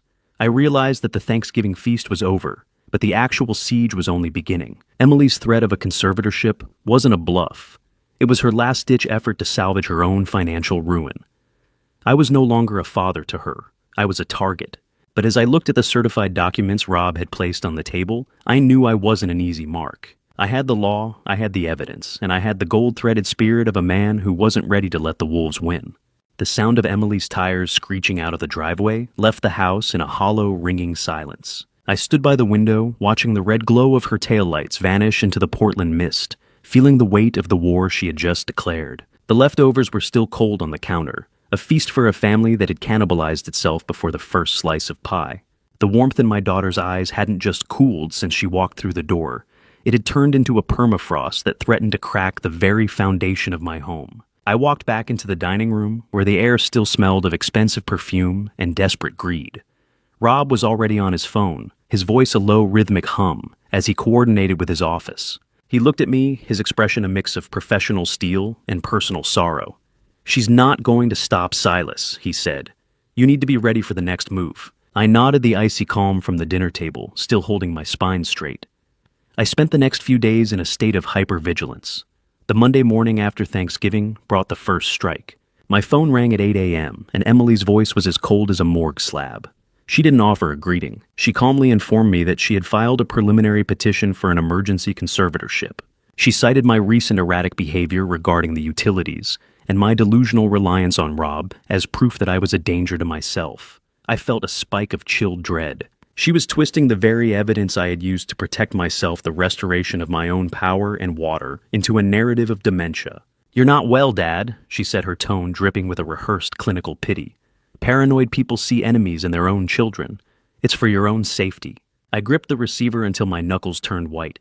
"I only see the enemies you've brought to my table." "Emily," I replied. I hung up before she could respond, my pulse racing in sharp, uneven beats. My own daughter was using my heartbeat as a countdown timer. Following Rob's advice, I retreated to my study and glued my eyes to the security monitors. The grainy footage became my only window to the world. I watched Brian's black truck circle the block 4 times a day, a predator scenting the air. Once in the middle of a torrential downpour, I saw Emily's car parked at the end of the driveway. She just sat there, the wipers flicking back and forth, like a nervous tick watching the house. The psychological pressure began to fray my nerves. Every creak of the floorboards, every groan of the settling timber sounded like an intruder. How do you defend yourself against a lie that's dressed up in the language of love and concern late that Tuesday night? I was reviewing the 2 a.m. footage when I caught a flicker of movement near the back of the property. I zoomed in the infrared light, turning the garden into a ghostly green landscape. Brian was there meeting a man in a dark jumpsuit near the cellar door. I recognized the man. It was the same locksmith Brian had tried to hire before. They weren't looking at the front door this time. They were inspecting the old wooden cellar hatch I had forgotten to upgrade. I felt a surge of nausea. They were looking for a breach in the fortress. On Wednesday afternoon, a notification chime echoed through the silent study. I opened my laptop, the blue light hum filling the room, as I read an email with the subject line, "Final Notice." It wasn't from a bank or the utility company. It was from Emily. She gave me until Friday at noon to voluntarily relocate to the Wested Hills facility, or she would initiate all necessary steps to secure the property and my person. She claimed she had a court-authorized civil standby, ready to assist with the transition. The house didn't feel like a sanctuary anymore. It felt like a bunker with a glass ceiling. I realized this was the deadline for a physical takeover. I called Rob immediately, my voice trembling with a desperate resolve. "She's given me 48 hours to disappear from my own life, Rob," I said. Rob didn't hesitate. "Hold the line, Silas. Don't open the door for anyone but me. I'll be there by noon Friday with the paperwork that stops this cold." As I scrolled to the bottom of Emily's email, I saw an attachment titled "Signed Consent." I opened it and my breath stopped. It was a scanned document, a formal agreement to vacate the premises and enter the care facility. At the bottom was my signature. It was a blatant, poorly executed forgery, my name written in a hand that wasn't mine, the loops too wide and the pressure too light. My own child had signed my name to a death warrant. I stared at the forged signature on my screen, the white light of the monitor reflecting in my eyes, and realized Emily wasn't just coming from my house, she was planning to replace my very existence with a paper ghost. She wanted to erase the man who had raised her and replace him with a compliant, silent victim who would sign away his soul just to stop the noise. I sat in the darkness of the study, the wind rattling the cellar door below, and felt the last shred of my hesitation dissolve. The girl I had carried on my shoulders was gone, replaced by a stranger who was willing to steal my very identity to pay for her husband's sins. Friday was coming, and I knew it wouldn't be a dinner. It would be a siege. The heavy hydraulic hiss of the moving truck's brakes sounded like a guillotine blade sliding into place, effectively severing my last hope that Emily wouldn't actually go through with it. I stood behind the sheer curtains of my living room, watching the massive white vehicle back into my gravel driveway, with a relentless beep, beep, beep that felt like a pulse monitor flatlining. It was exactly 9 o'clock on Friday morning. The Portland sky was a bruised purple, threatening a downpour that matched the storm brewing in my chest. I saw Brian hop out of the passenger side, gesturing wildly to a pair of men in stained jumpsuits. They weren't from any professional moving company I recognized. They looked like day laborers Brian had scrounged up from a street corner to avoid leaving a paper trail or paying for liability. I felt a surge of rising panic as the back door of the truck rolled open, revealing a cavernous, empty belly, waiting to be filled with the pieces of my life. I didn't open the door when the first heavy thud hit the porch. I waited until Emily stepped out of her car, clutching that folder of forged papers like a shield. When I finally swung the door open, the cold November air rushed in, smelling of diesel fumes and damp pavement. Emily walked past me, without looking me in the eye, her jaw set in a line of iron. "We're on a schedule, Dad," she said, her voice clinical and detached. "Just take your clothes and the basics. We'll handle the rest later." I stood my ground, my hand gripping the doorframe until the wood bit into my palm. "I am not a guest in a hotel, Emily. This is my home. You are trespassing on a life you didn't build." She didn't stop. She didn't even flinch. To the movers carrying empty cardboard boxes past me, I was just a confused senior being managed by a weary, dutiful daughter. Tape screeched against cardboard. It sounded like a scream. I followed her, my heart hammering a frantic rhythm against my ribs as she marched straight for the master bedroom. I felt the breach of the threshold like a physical wound. This was the room I had shared with Maria for 40 years, the one place where her scent still lingered in the grain of the floorboards. Emily began systematically emptying Maria's dresser, her movements jagged and disrespectful. She wasn't preserving a legacy. She was clearing a path. I watched her sweep Maria's silk scarves and lace handkerchiefs into a box with a callousness that felt like a physical assault. "These aren't yours anymore, Dad," she snapped when I tried to catch her wrist. "They're family property. I'm protecting them from your decline. Your mother wore that necklace to your graduation." I whispered, my voice thick with a helpless rage. "You're throwing it in a box like it's trash. When does a daughter become a stranger? Is it when she stops listening or when she starts stealing?" I realized then that I was witnessing the total desecration of a sanctuary. She moved to the vanity, her eyes scanning for anything of value. That was when she saw the velvet-lined jewelry box, the one I had cleaned every Tuesday since the funeral. I tried to reach for it to keep at least one thing sacred, but Emily was faster. She snatched it up her fingers, fumbling through the interior, until she found the one piece that mattered most: Maria's wedding ring. It was a simple gold band worn thin by 4 decades of devotion, but in that moment, it was the only sun in my universe. My heart felt like a dry leaf caught in a gale brittle and ready to shatter under the weight of her greed. I lunged forward, my fingers brushing the velvet, but Emily clamped her hand over the ring, pulling it against her chest. "I'm taking this for safekeeping," she hissed, her face contorting into something I didn't recognize. "You clearly can't be trusted with things of value anymore. Look at you, Silas. You're irrational. You're dangerous. Give it back, Emily."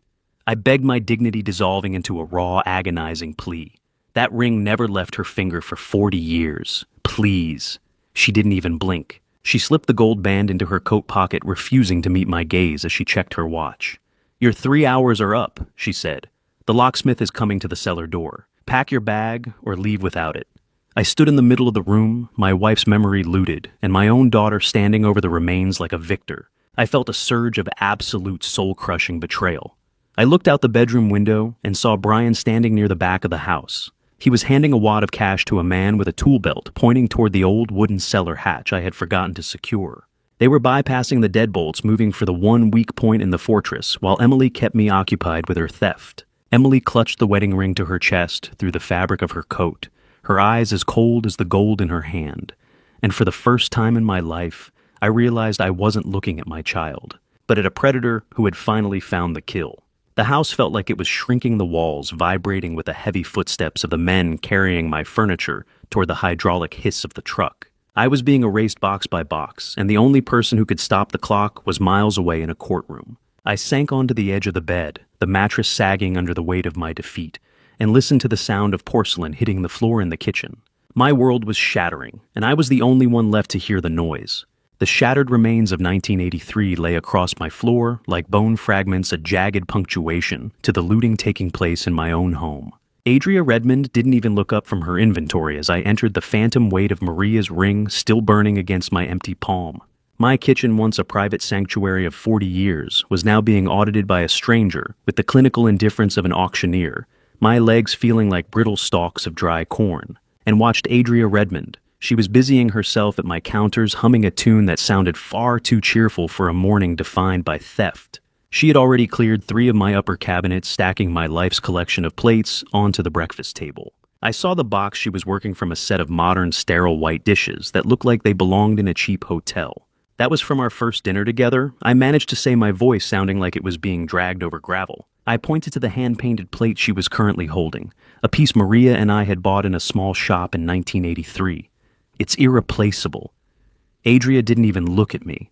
She just gave a dismissive flick of her wrist, and the plate slipped. I watched in slow-motion horror as it hit the hardwood. The porcelain didn't just break, it exploded. 40 years of memory turned into white dust on the floor.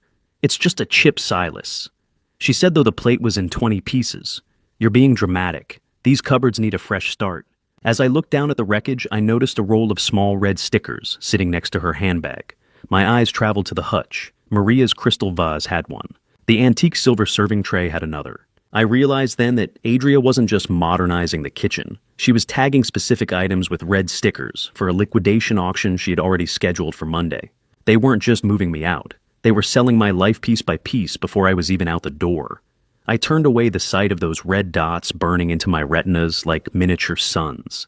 I made my way to the hallway, fumbling in my pocket for my phone. My hands were shaking so violently I nearly dropped it twice. I dialed Rob Morrison, praying for the sound of a voice that didn't want to sell my soul for a commission. It went straight to voicemail. Rob, if you're there, they're taking the furniture. They're taking everything, I whispered into the receiver. I hung up and stared at the dark screen.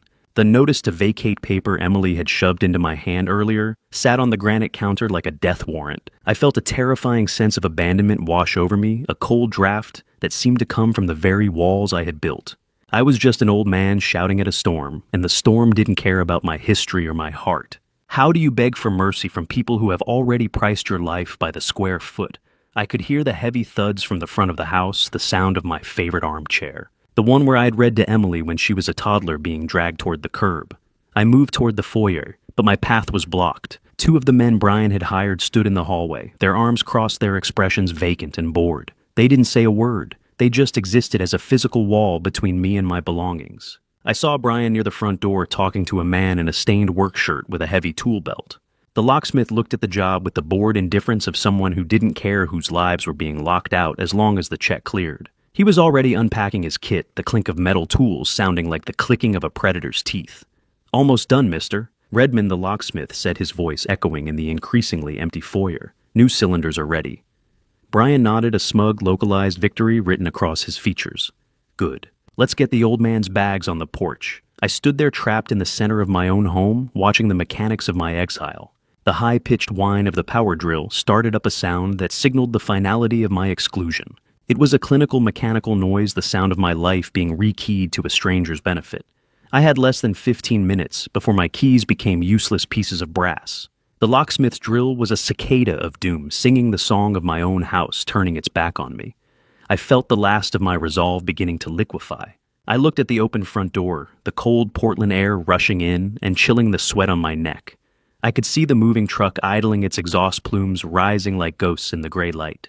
I was losing. I had the law on my side, I had the truth on my side, but none of that mattered against the brute force of a drill and a daughter who had forgotten who I was. I closed my eyes waiting for the final click of the new lock, the sound that would officially make me a trespasser in the only place I belonged. But then through the whine of the drill and the barked orders of the movers, I heard something else.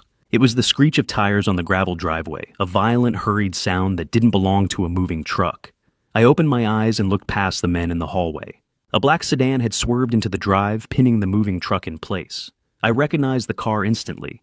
It was Rob, and behind him, a second car was pulling in the driver, already stepping out with a camera held high. The drill bit touched the brass of my deadbolt, but the sound of Rob Morrison's car door slamming sounded like the first shot of a counteroffensive. I felt a sudden electric jolt of hope. The siege wasn't over. The strategist had finally arrived at the front lines. Rob didn't just walk up the steps. He stormed them like an invading army, his smartphone held out like evidence he was ready to put on record. He was recording everything, his thumb steady on the screen, while his other hand clutched a leather portfolio that looked like a shield. I stood on the threshold, my breath hitching, as I watched the locksmith freeze his power drill, still humming against the brass of my deadbolt. Rob's voice cut through the air sharp and controlled through the porch and down into the street. "You touch that lock again, and I'll have your license in your shop by Monday morning," he barked. "I am Rob Morrison, legal counsel for Silas Thorne, and the executor of the Maria Thorne Trust. This is an illegal eviction in progress, and you are currently being recorded as a primary accomplice." The locksmith froze, glancing between Rob and the officers before slowly stepping back, clearly realizing he was in over his head. He didn't even stop to pick up a stray wrench, simply scrambling to his van while Brian Redmond stood there, his face turning a mottled, desperate red. "This is a family matter, Rob. Get that camera out of my face," Brian screamed, but his voice lacked its usual predatory weight. It sounded thin like a wire about to snap. Rob didn't flinch. He turned the camera toward Brian and then Emily, who was standing by the moving truck with my wife's jewelry box still clutched in her hands. That's when it hit me, Rob hadn't come alone. From the second car, a man in a dark suit stepped out, a private security guard, who took a position at the edge of the lawn. Rob leaned in close to Brian, his voice dropping to a low clinical growl. "I've already filed for a restraining order, pending judicial approval, and as the legal owner, my client remains the sole lawful occupant unless a court rules otherwise. If you don't start moving that furniture back inside, you're going to be talking to the district attorney by sundown." The room fell into a suffocating silence, thick enough to press against my ears. Just as Brian opened his mouth to retaliate, the strobe-like flash of blue and red lights began to dance against the craftsman wood of the porch. 2 Portland police cruisers pulled into the driveway, summoned by Rob's earlier report of elder abuse in progress. 2 officers, their faces set in the grim, professional masks of those who deal with family wars daily, stepped onto the lawn with their hands resting near their belts. Rob met them halfway, presenting the deed, the trust documents, and the restraining order application with the practiced efficiency of a man who had won 1,000 courtroom battles. After several tense minutes reviewing the documents and speaking with both sides, they looked at the boxes on the lawn, the locksmith's abandoned kit, and Emily's trembling hands. The lead officer turned to Emily. "Ma'am, do you have a court order for this removal?" When she stammered, his expression didn't change. "Then you are trespassing. You and your crew need to put everything back exactly where you found it. Now." Breathing in that moment felt unnatural, like the house itself was rejecting what had just happened. I watched as the movers, sensing the shift in power, began hauling my favorite armchair back toward the front door. The sound of heavy furniture being dragged back across the floor was a dull, repetitive thud that slowly brought life back into the room. "Dad, tell them it's a mistake," Emily pleaded, her voice high and shaky. "We were just trying to help you. We thought you weren't thinking clearly." Rob stepped between us. "Officer," he said, pointing to Emily's coat. "The woman in the designer heels currently has her mother's wedding ring in her pocket. That is theft. She snatched it from his hand less than an hour ago." The confrontation escalated the moment Rob's sedan pinned the moving truck against the curb. He didn't repeat his earlier warnings. He acted. With his phone recording every flinch, Rob marched straight to the officers now arriving on the scene, bypassing the panicked locksmith entirely. "Officer, this isn't a family dispute." Rob stated, his voice steady, cutting cleanly through Brian's shouting. "This is a documented breach of a life estate. Every item currently on that lawn is evidence of grand larceny." Follow, the locksmith, realizing the legal buzzsaw he'd just stepped into, didn't wait for a second warning. He threw his tools into his van and sped away, leaving the front door half dismantled and the Redmonds exposed. The visual of that ring, the one Maria wore for 40 years sitting in a plastic evidence bag, made my heart shatter all over again. As the officers documented the property damage in the kitchen, specifically the broken shards of the 1983 Thanksgiving plate, the lead officer pulled me aside. He spoke quietly, his voice devoid of the clinical edge he used with Brian. "Mr. Thorne, there appears to be sufficient grounds to investigate potential forgery theft and unlawful entry. It's up to you if you want to file a formal complaint. If you don't, they walk. If you do, they may be detained pending further investigation." I looked at Emily. She finally looked small, her designer polish stripped away by the blue and red lights. She looked like the child she used to be, but the eyes were still the eyes of the person who had tried to bury me alive. I looked at the chipped porcelain in my hand, the remains of the first meal Maria and I ever shared in this house. Pressing charges didn't feel like a victory. It felt like pulling the plug on a ghost that had been haunting me for years. "If I don't stop you now, Emily, you'll spend the rest of my life trying to bury me," I said, my voice gravelly and firm. "Yes, officer, all charges, every single one." I saw the officer nod, and then he turned back to Brian. While being frisked, Brian was found to be carrying a notice of foreclosure for his and Emily's condo in his back pocket. The house wasn't just a want. They were hours away from being homeless themselves. The desperation I had felt in them wasn't just greed. It was the frantic scratching of people drowning. I watched the handcuffs click shut around Emily's wrists, the same wrists I used to lift her by when she was a toddler, and I realized the daughter I loved had been gone long before the police arrived. The house was mine again, but it had never felt more empty. The quiet that rushed back into the house after the sirens faded wasn't the peace I'd been praying for. It was the heavy, suffocating quiet of a graveyard where only one person was left to tend the stones. I stood in my foyer, my hands still tingling from the phantom vibration of the adrenaline that had sustained me through the siege. The blue and red lights had vanished from the walls, leaving behind the dull, honest glow of my lamps, and a house that felt physically bruised. Boxes were half unpacked, their cardboard flaps gaping open like mouths frozen mid-scream. The furniture was slightly out of alignment, each piece shifted just enough to make the room feel unfamiliar, as if I were standing in a parallel version of my own home. The air still held the sharp metallic tang of the locksmith's drill, a scent that reminded me of blood and machinery. I was legally secure the deadbolt was firm, and the intruders were gone, yet I felt a profound sense of hollowness. The victory didn't feel like triumph. It felt like survival, raw, exhausting, and strangely empty. I walked into the kitchen, my gaze falling on the wreckage Adria had left behind. The shards of the 1983 Thanksgiving plate were scattered across the hardwood, like bone fragments, each piece catching the overhead light and throwing tiny, jagged reflections onto the cabinets. It was a small thing in the face of grand larceny and forgery, but it was the one piece of my history that couldn't be replaced by a court order. Maria and I had bought that plate in a little shop in Cannon Beach on our first anniversary, back when we were young enough to think that 40 years together was an eternity we couldn't yet imagine. Now it was dust destroyed by a woman who didn't even know what she was breaking. I sat at the table staring at the porcelain until Rob walked back in carrying a small wooden box he'd retrieved from his car. He didn't offer platitudes about family or moving on. Rob had always been a man of action, not words, and for that I was grateful. Instead, he set the box down on the table with a soft thud and opened it to reveal a small kit containing gold-dusted lacquer, tiny brushes with bristles so fine they looked like they belonged in a surgical theater, and a set of tweezers that gleamed under the kitchen light. He told me about kintsugi, the Japanese art of repairing broken pottery, by mending the areas of breakage with gold. The philosophy was simple. He explained, his voice taking on the cadence of a teacher. The break is part of the history, not something to be disguised. The cracks become the most beautiful part of the piece, a testament to what it survived. "You don't hide the damage, Thane," he said, his voice low and steady, the same tone he used in courtrooms when he was building toward a closing argument. "You highlight it. You make it stronger and more beautiful because it survived. This plate broke, but it doesn't have to stay broken. And neither do you." I spent the rest of that night meticulously piecing the porcelain back together.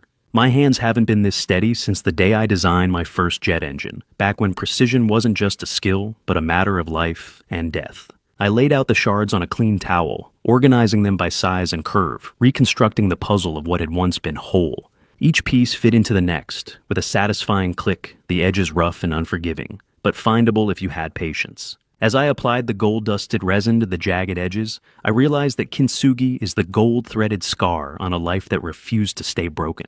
My relationship with Emily was a pile of dust scattered and irretrievable, but my own spirit was being mended with the gold of my integrity. Each vein of lacquer I painted became a map of what I had endured: the Thanksgiving ambush, the 3-hour siege, the theft of Maria's ring, and the moment I had watched my daughter led away in handcuffs. By dawn, the plate sat whole on the table, the bright gold veins mapping out the trauma of the previous day, turning a symbol of destruction into a monument of resilience. I held it up to the morning light streaming through the bay window, and the gold glowed as if it were alive. It was no longer the plate Maria and I had bought in Cannon Beach. It was something new, something that carried its history on its surface for anyone to see. The clinical reality of the legal system caught up with me a few weeks later in a Portland courtroom. I sat behind the petitioner's table, the cold, polished marble of the floor, leaching the warmth from my shoes. The room smelled of old wood and institutional disinfectant, a scent that seemed designed to strip away emotion and leave only facts. Rob sat beside me, his leather portfolio open, his presence a silent wall against the chaos. He had dressed in his courtroom, best a charcoal suit that looked like it cost more than my first car, a silk tie the color of dried blood and cufflinks that caught the fluorescent light. When Emily was led in, I felt a sharp, involuntary pang in my chest. She was stripped of her pharmaceutical sales rep polish, her hair unwashed and pulled back in a limp ponytail, and her eyes rimmed with the red fatigue of someone who had finally run out of lies. She wore an orange jumpsuit that hung loose on her frame, and her wrists bore the faint marks where the handcuffs had rubbed during her transport. She looked tired and broken, and for a fleeting second my paternal instinct screamed at me to protect her. But then I remembered the weight of her hand as she snatched Maria's ring from the jewelry box, and I remained silent. I watched Judge Sterling, a woman with iron gray hair and eyes that had seen every version of family betrayal Portland had to offer, take the bench. The judge's gavel hit the wood. Bang! The sound of a door locking from the inside. The courtroom went silent, the kind of absolute quiet that feels like pressure against your eardrums. The district attorney began reading the list of felonies: forgery, grand larceny, and elder abuse. Each charge was read aloud with the dispassionate efficiency of someone reciting a grocery list, but the words landed like hammer blows. During the reading, a secondary truth emerged that chilled the room. Emily's own employer had already moved to terminate her after seeing the police report and the forged documents. She had lost the very career she had used as a weapon against me. The DA presented a letter from the pharmaceutical company formally severing all ties and noting that Emily's security clearance had been revoked, pending the outcome of the criminal trial. Based on the video evidence and the verified forgery, the court finds a substantial threat to the petitioner's safety. Judge Sterling announced, her voice echoing off the high ceilings. The defendant's actions demonstrate a pattern of predatory behavior targeting a vulnerable elder, and the evidence of premeditation is overwhelming. I leaned toward Rob, my voice a mere whisper. I didn't want this for her, Rob, but I couldn't survive her anymore. Rob didn't look at me. He kept his eyes on the judge, but his hand found my forearm and squeezed once, a silent acknowledgement that sometimes survival requires actions that feel like cruelty. The hearing moved with the cold, mechanical efficiency of a machine I had lost control of. Justice is a necessary thing, but I wondered, is justice supposed to taste this much like ashes, or am I just not used to the flavor of a clean sweep? The final blow came when the bailiff handed over a status report on Brian. My son-in-law hadn't even shown up. The report stated that Brian had skipped bail and fled the state, leaving Emily to face the criminal charges and the impending foreclosure of their condo entirely alone. The predator had abandoned his partner the moment the trap snapped shut. He had taken what little liquid assets remained and vanished, leaving behind a forwarding address that turned out to be a motel in Nevada that had burned down 3 years ago. Judge Sterling didn't hesitate in granting the final 5-year restraining order, prohibiting both Emily and Brian from coming within 500 feet of me or my property. I watched the bailiff hand Emily the papers, a physical barrier of white pulp and black ink now existing where a blood bond used to be. She looked at me, then her face contorting into a mask of pure crystalline bitterness, her lips pulling back from her teeth in something that wasn't quite a snarl, but wasn't far from it. "You're a cold man, Dad," she spat, her voice carrying across the quiet courtroom. "You always were. You never loved me. You loved your house more than you ever loved your own daughter." I didn't answer. The words hung in the air, accusatory and final, but I had nothing left to say. I stood up and followed Rob out of the room, the rhythmic hollow sound of the judge's gavel for the next case already beginning behind us. A reminder that the world moved on, whether you were ready or not. I walked out of the courthouse and onto the wide stone steps, the sharp, dry January wind hitting my face with a shock of reality. The air was crisp and clean-smelling of winter, and the distant hint of snow from the mountains. I took a deep breath, feeling a strange light sensation in my chest that I realized was the first true breath of a new life. I stood on the courthouse steps, the gold-repaired plate waiting for me on my kitchen shelf, and wondered if the veterans Maria wanted to help would ever know that their new roof was paid for by my daughter's greed. The pen felt surprisingly light in my hand as I signed away $450,000 of blood money, turning a daughter's betrayal into a soldier's sanctuary. I sat in my study the late February sun, casting long, pale fingers across the surface of my mahogany desk, each beam of light cutting through the dust motes that hung suspended in the air like tiny, drifting stars. The scratch of the expensive fountain pen on the thick bond paper was the only sound in the room, a rhythmic, satisfying rasp that felt like the final suture on a wound that had been open for too long. Each stroke of ink was deliberate, the letters of my name forming with the same precision I had once used to sign off on jet engine specifications that would carry hundreds of souls through the sky. Beside me stood Rob Morrison, and a man who represented the best of what Maria had always hoped for. Marcus Turner, a soft-spoken veteran with a prosthetic leg and a smile that seemed to have been earned in harder places than this, accepted the folder with trembling gratitude. His hands shook slightly as he took the papers, and I noticed the way his fingers lingered on the embossed seal, as if he couldn't quite believe what he was holding. He was the director of the Portland Veterans Housing and Elder Advocacy Fund, and he looked at the trust transfer documents as if they were a lifeline cast into a stormy sea. "Mr. Garrison, this will provide housing for 22 veterans," he said, his voice thick with emotion that he didn't try to hide. "It's a miracle. We've been waiting for funding like this for 3 years. 22 men and women who served their country will have a roof over their heads because of your wife's foresight and your generosity." I looked at the framed photo of Maria on my desk, her eyes bright with the same compassion that had driven her to volunteer at the shelter for 12 years. "She always said that money should build things, not burn them down," I replied, my voice catching slightly on the past tense. "She would have wanted it this way. She always did." Marcus informed me that they intended to name the new community room Maria's Place, a dedication that would be engraved on a bronze plaque at the entrance. The words would read, "In memory of Maria Garrison, who believed every soul deserved a home." I felt a surge of quiet pride, a poetic closure to the 12-year-old plan she had set in motion while she was still breathing. While I had lost the daughter I raised, I had finally fulfilled my wife's highest moral purpose. The money Emily had tried to steal would now house the homeless, feed the hungry, and provide dignity to those who had sacrificed everything. It was in that moment I discovered another layer to her foresight. As Rob reviewed the secondary files, spreading them across the desk, with the methodical care of a surgeon, he pointed out that Maria had established a smaller, separate, and completely untouchable trust for our grandchildren's education. The document was dated the same day as the enhanced life estate deed, hidden in plain sight among the estate papers. Even the forfeiture clause couldn't trigger it. She had ensured the boys wouldn't be punished for their parents' sins. Leo and his younger brother would still have college funds, still have a future, even if their mother had lost everything.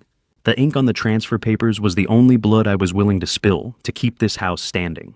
I looked at the signature, my name in black fountain pen ink still wet and glistening, and felt a strange sense of completion. This wasn't an ending. It was a beginning. A few weeks later, in the cold gray light of March, Rob visited me in my workshop for what he called a fallout report. The Portland rain drummed against the roof of the detached garage with a steady hypnotic rhythm, and the air smelled of cedar shavings and machine oil. I was working on a cedar birdhouse for Leo's 9th birthday, the smell of sawdust and fresh wood acting as an anchor for my thoughts. The wood was smooth under my hands, the grain running in long, elegant lines that reminded me of Maria's handwriting. Rob leaned against the workbench, his expression uncharacteristically somber, his usual confidence replaced by something that looked almost like pity. "The condo is gone, Thane," he said, without preamble. "Brian took what was left of the liquid assets and vanished before the warrant could be served. Emily officially finalized the divorce last week. She signed the papers at the county clerk's office alone. No lawyer, no witnesses except the notary." I stopped my sanding the wood, feeling rough under my palm, the 80 grit sandpaper suddenly abrasive against my skin. Brian was a ghost now, a fugitive ghost with a gambling debt that the state of Oregon didn't intend to forget. Somewhere out there he was running, always looking over his shoulder, always one step ahead of the creditors and the law. Rob continued explaining that Emily was now unemployed, her professional reputation in tatters, and was living in a small studio apartment in the Lentz neighborhood across the city.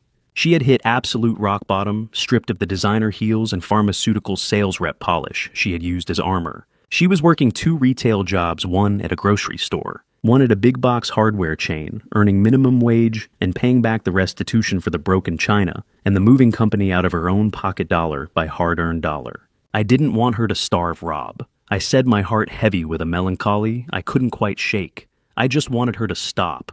There's a difference between justice and cruelty, and I never wanted to cross that line. Rob nodded slowly, understanding the distinction without needing further explanation. I remained firm on the boundaries of the restraining order, knowing that any crack in the wall would only invite the predator back in. But I also made it clear to Rob that if Emily needed emergency help, medical bills, a safe place to stay, he was authorized to provide it discreetly, without her knowing the source. Mercy didn't require proximity.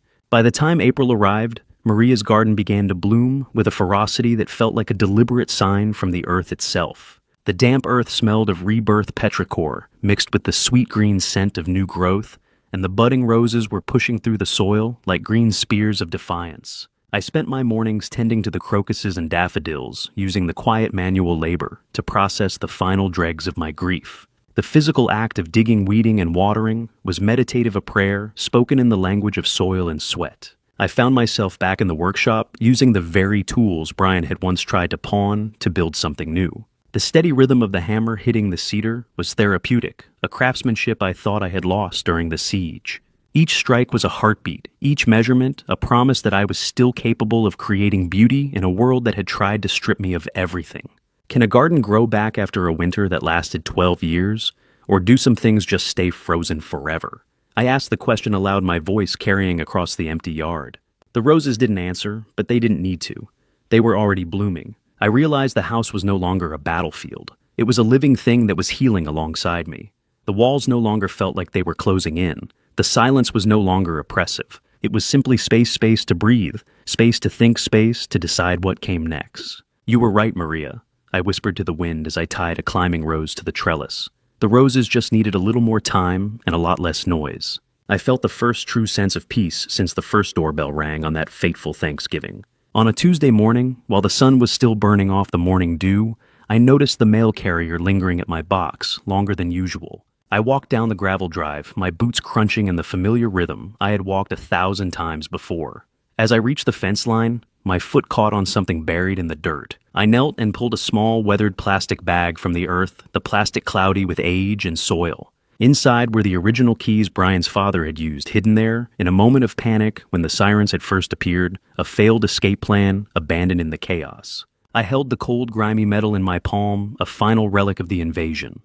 The keys felt heavier than they should, as if they carried the weight of every lie, every manipulation, every desperate attempt to steal what was mine.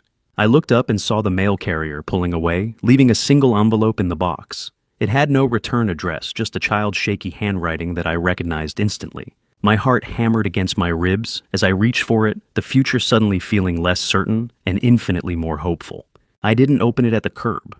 I walked back to the house, past the rose bushes that were finally showing their first buds of the season, their tight green fists promising the pink and white blooms Maria had always tended with such care. The gravel crunched under my boots with a familiar grounding rhythm, and I sat at the kitchen table beneath the kintsugi plate I had mended. The gold veins caught the morning light streaming through the bay window, turning the fractures into something that looked less like damage and more like a roadmap of survival. My fingers were far less steady now than they had been when I was applying gold lacquer to porcelain. The envelope trembled in my grip, the childish handwriting on the front blurring slightly as I blinked against the sudden heat behind my eyes. I opened the birthday card from Leo, my grandson expecting a standard Hallmark sentiment, something mass-produced and cheerful, the kind of generic well-wishes that filled the aisles of drugstores. Instead, I found a hand-drawn picture of the birdhouse we had once built together in my workshop, the colors vibrant and messy in the way only a child's art can be. The roof was crooked, the nails drawn as exaggerated black dots, and there were birds, 3 of them flying out of the entrance hole with wings that looked more like starfish than feathers. A simple note was written inside in the careful oversized letters of someone who was still learning to control a pencil. I miss you, Grandpa. I love you. The words hit me like a physical blow, a punch to the solar plexus that knocked the air out of my lungs. More surprisingly, the $50 bill I had mailed months ago was taped to the inside flap, the edges worn soft from handling. Beside it was a second note written on a piece of lined school paper, with the faint blue ruling that reminded me of my own elementary school days. It said in what I recognized as a teacher's neat script, translating Leo's dictation that he didn't want the money. He just wanted his teacher to help him find the right mailbox, so I would know he hadn't forgotten. The $50 bill fell to the floor, fluttering down in a slow, lazy arc that seemed to take forever. Even a child knew some things couldn't be bought back. I stared at the green paper on the hardwood, Andrew Jackson's stern face looking up at me like an accusation. And I realized then that despite the Redmonds' best efforts to erase me from the boys' lives, my legacy lived on in a small boy's memory. It wasn't the house or the trust that mattered. It was the time spent in the sawdust of the workshop teaching him how to measure twice and cut once, how to sand with the grain, how to be patient with wood, because it would teach you patience in return. I sat there for a long time, the stillness of the house finally feeling like peace rather than a void. The ticking of the grandfather clock in the hall marked the passage of minutes, but I didn't move. I just held the card tracing the crayon lines of the birdhouse, with my thumb feeling the slight indentations where Leo had pressed too hard in his enthusiasm. After a while, I walked into my study and looked at the unopened stack of letters sitting in the bottom drawer of my desk. There were 15 in total, all sent through Rob's office over the last several months. They were thick-heavy with pages I hadn't been able to bring myself to read. The envelopes varied in thickness. Some were slim, perhaps a single page of apology, while others bulged with what must have been longer confessions or explanations. I wasn't ready to let Emily's voice back into my head, not yet. The wound was still too fresh, the scar tissue still pink and tender. But as I held Leo's card, I realized that the wall I had built to survive was now the only thing keeping me from the possibility of a future. The fortress I had constructed out of restraining orders and security cameras had done its job. It had kept me safe. But safety, I was beginning to understand, could also be a kind of prison if you stayed locked inside long after the threat had passed. My phone rang, breaking the quiet with a shrill electronic buzz that made me jump. It was Rob Morrison. "Thane, I have a development," he said, his voice carrying that familiar authoritative weight that came from decades of arguing in front of judges. "Emily has filed a formal motion to modify the restraining order. She's requesting a single supervised in-person meeting." I gripped the phone, a cold spike of hesitation blooming in my gut, like frost spreading across a window pane. The idea of seeing her face to face made my chest tighten, with a complex mixture of dread and something else, something that felt dangerously close to hope. She claims she's completed her initial therapy and restitution requirements. Rob continued, and I could hear the rustle of papers on his end. She says she has some items to return that never belonged in a box. Personal effects from Maria, I'm guessing. Things she shouldn't have taken in the first place. I looked at the stack of letters, their edges visible in the half-open drawer. She's persistent, Thane. 15 letters and now a legal motion. Do you want to see her? I closed my eyes, the image of her face at the Thanksgiving ambush, still vivid, the practiced smile that didn't reach her eyes, the cold calculation as she slid that quit-claim deed across my table. But then another image surfaced, Emily, at 5 years old, sitting on my shoulders at the Rose Festival parade, her hands tangled in my hair, shrieking with delight at the marching bands. "I don't know if I can look at her without seeing the handcuffs, Rob," I replied, my voice coming out rougher than I intended. "How do you count the days until you have to face the person who tried to bury you alive?" Rob was silent for a moment, and I could picture him in his office leaning back in his leather chair, weighing his words with the precision of a man who understood that language could heal or wound. "You don't count the days, Thane. You just decide if you're ready to find out who she is now. Not who she was, but who she's trying to become. That's the only question that matters." I eventually agreed, but only on my terms. The meeting was set for a Tuesday morning in September, a year since the world had fallen apart. I spent the morning meticulously preparing the porch, sweeping the steps, checking the railing for loose boards, arranging the 2 chairs with the precision of a man setting up a chessboard. I didn't want her inside the house. That sanctuary was still too sacred, too fragile. But I wanted her to see that the house was still standing. I placed Maria's kintsugi-repaired plate on the small table in the breakfast nook, positioned so it was visible through the front window. It was a silent testament to survival, a message that said, "I broke but I mended. I'm still here." As the designated time arrived, I saw a modest car pull up to the curb. It wasn't the luxury sedan Brian had driven with its gleaming paint and aggressive grille. This was a 10-year-old Honda with a dent in the passenger door and a faded bumper sticker that I couldn't quite read from this distance. Emily stepped out, and for a moment I didn't recognize her. She looked drastically different. She was thinner, her frame almost gaunt.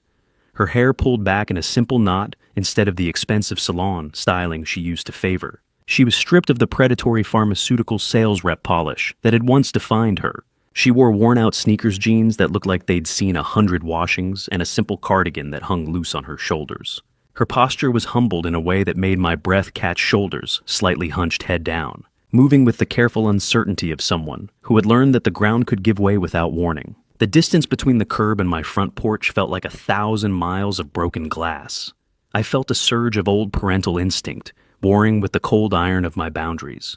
Part of me wanted to run down those steps and pull her into my arms to tell her everything was forgiven and we could start over. But another part, the part that had spent a year rebuilding itself, knew that forgiveness wasn't something you could rush and trust, was something that had to be earned back brick by brick. She walked slowly, her eyes fixed on the steps as if counting each one.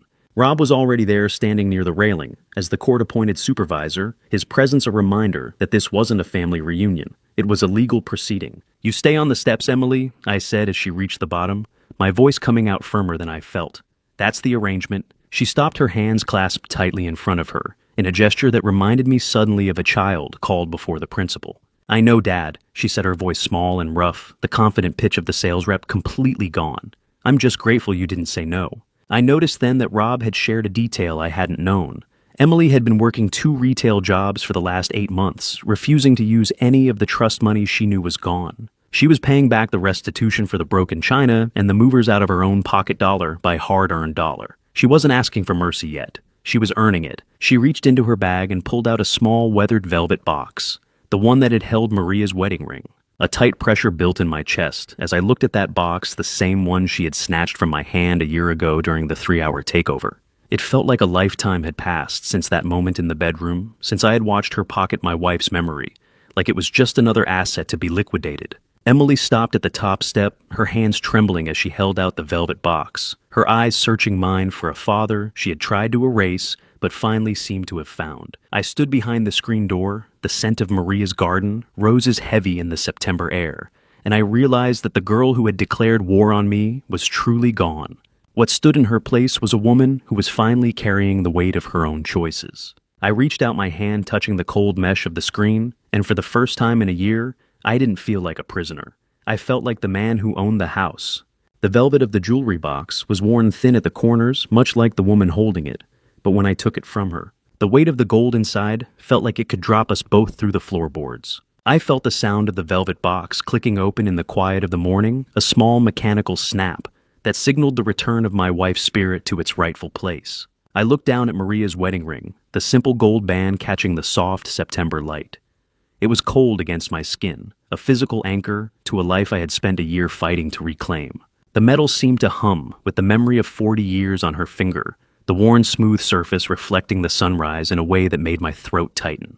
Emily stood 2 steps below me, her hands clasped so tightly her knuckles were as white as the paint on the porch railing. She didn't beg. For the first time in her life, Emily just told the truth. Her voice was a ragged whisper that carried more weight than any of her polished sales pitches ever had.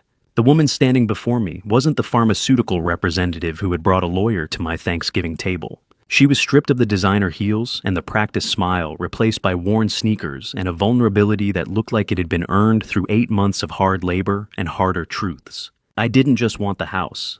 Dad," she said, her eyes welling, with a shame that looked ancient.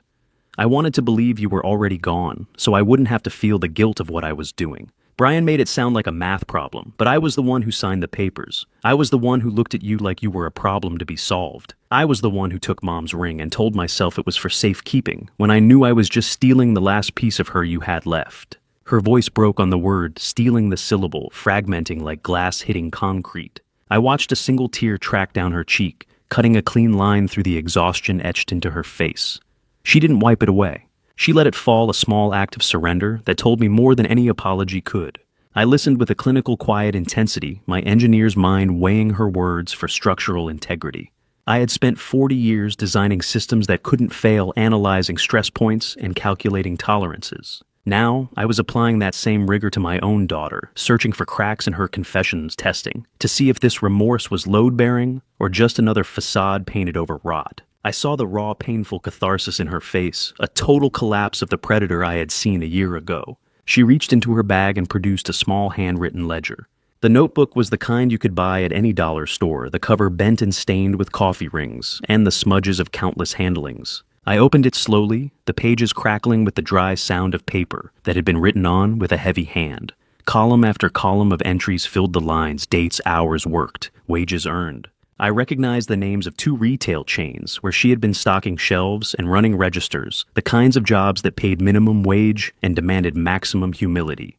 I opened the box to find not just the ring, but this notebook, a record of every dollar she had earned at her retail jobs. Over the last 8 months, Emily said, her voice steadying with a quiet pride. It was a rebuilding fund, she explained, intended for the Veterans Housing Project to replace the money she had tried to steal.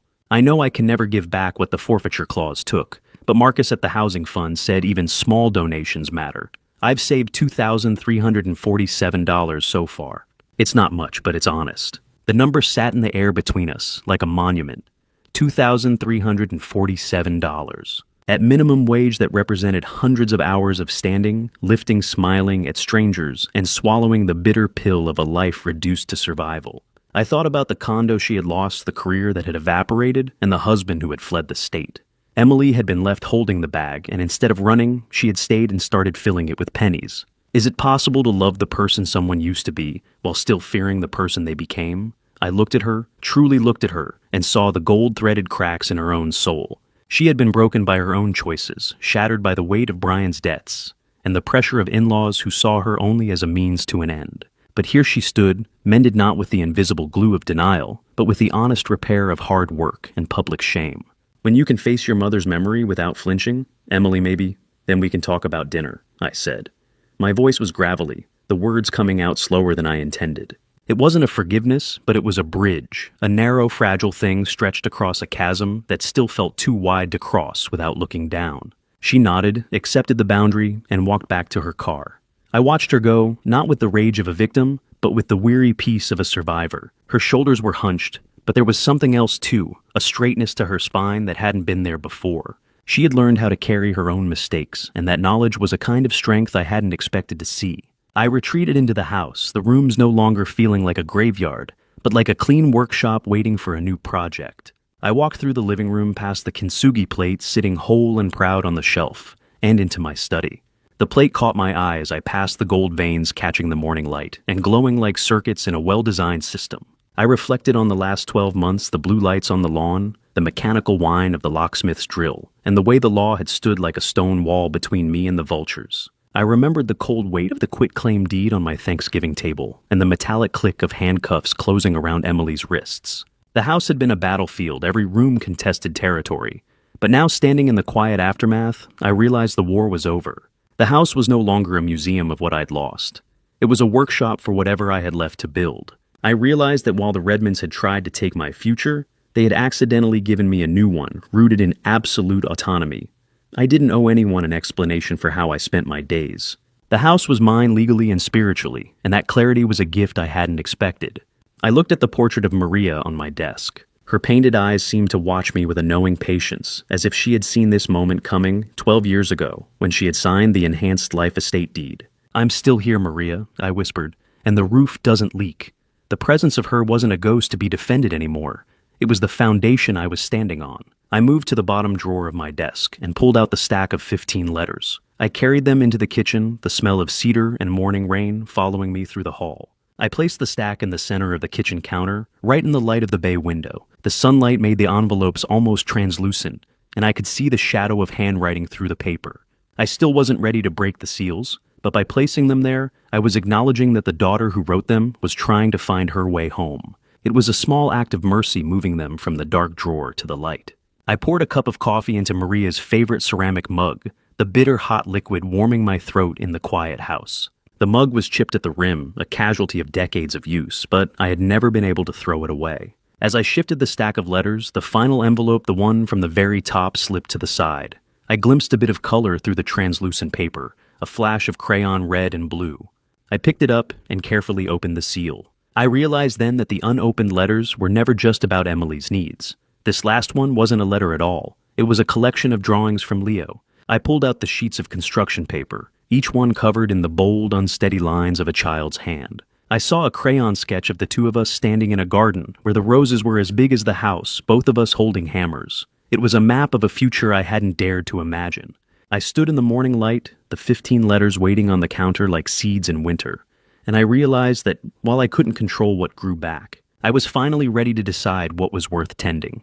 The gold veins in the kintsugi plate seemed to glow as the sun rose higher, marking the beauty of the break. I picked up my mug and looked out at the Japanese maple, its leaves turning a vibrant, defiant red. Not today, I thought, looking at the letters, but maybe next year.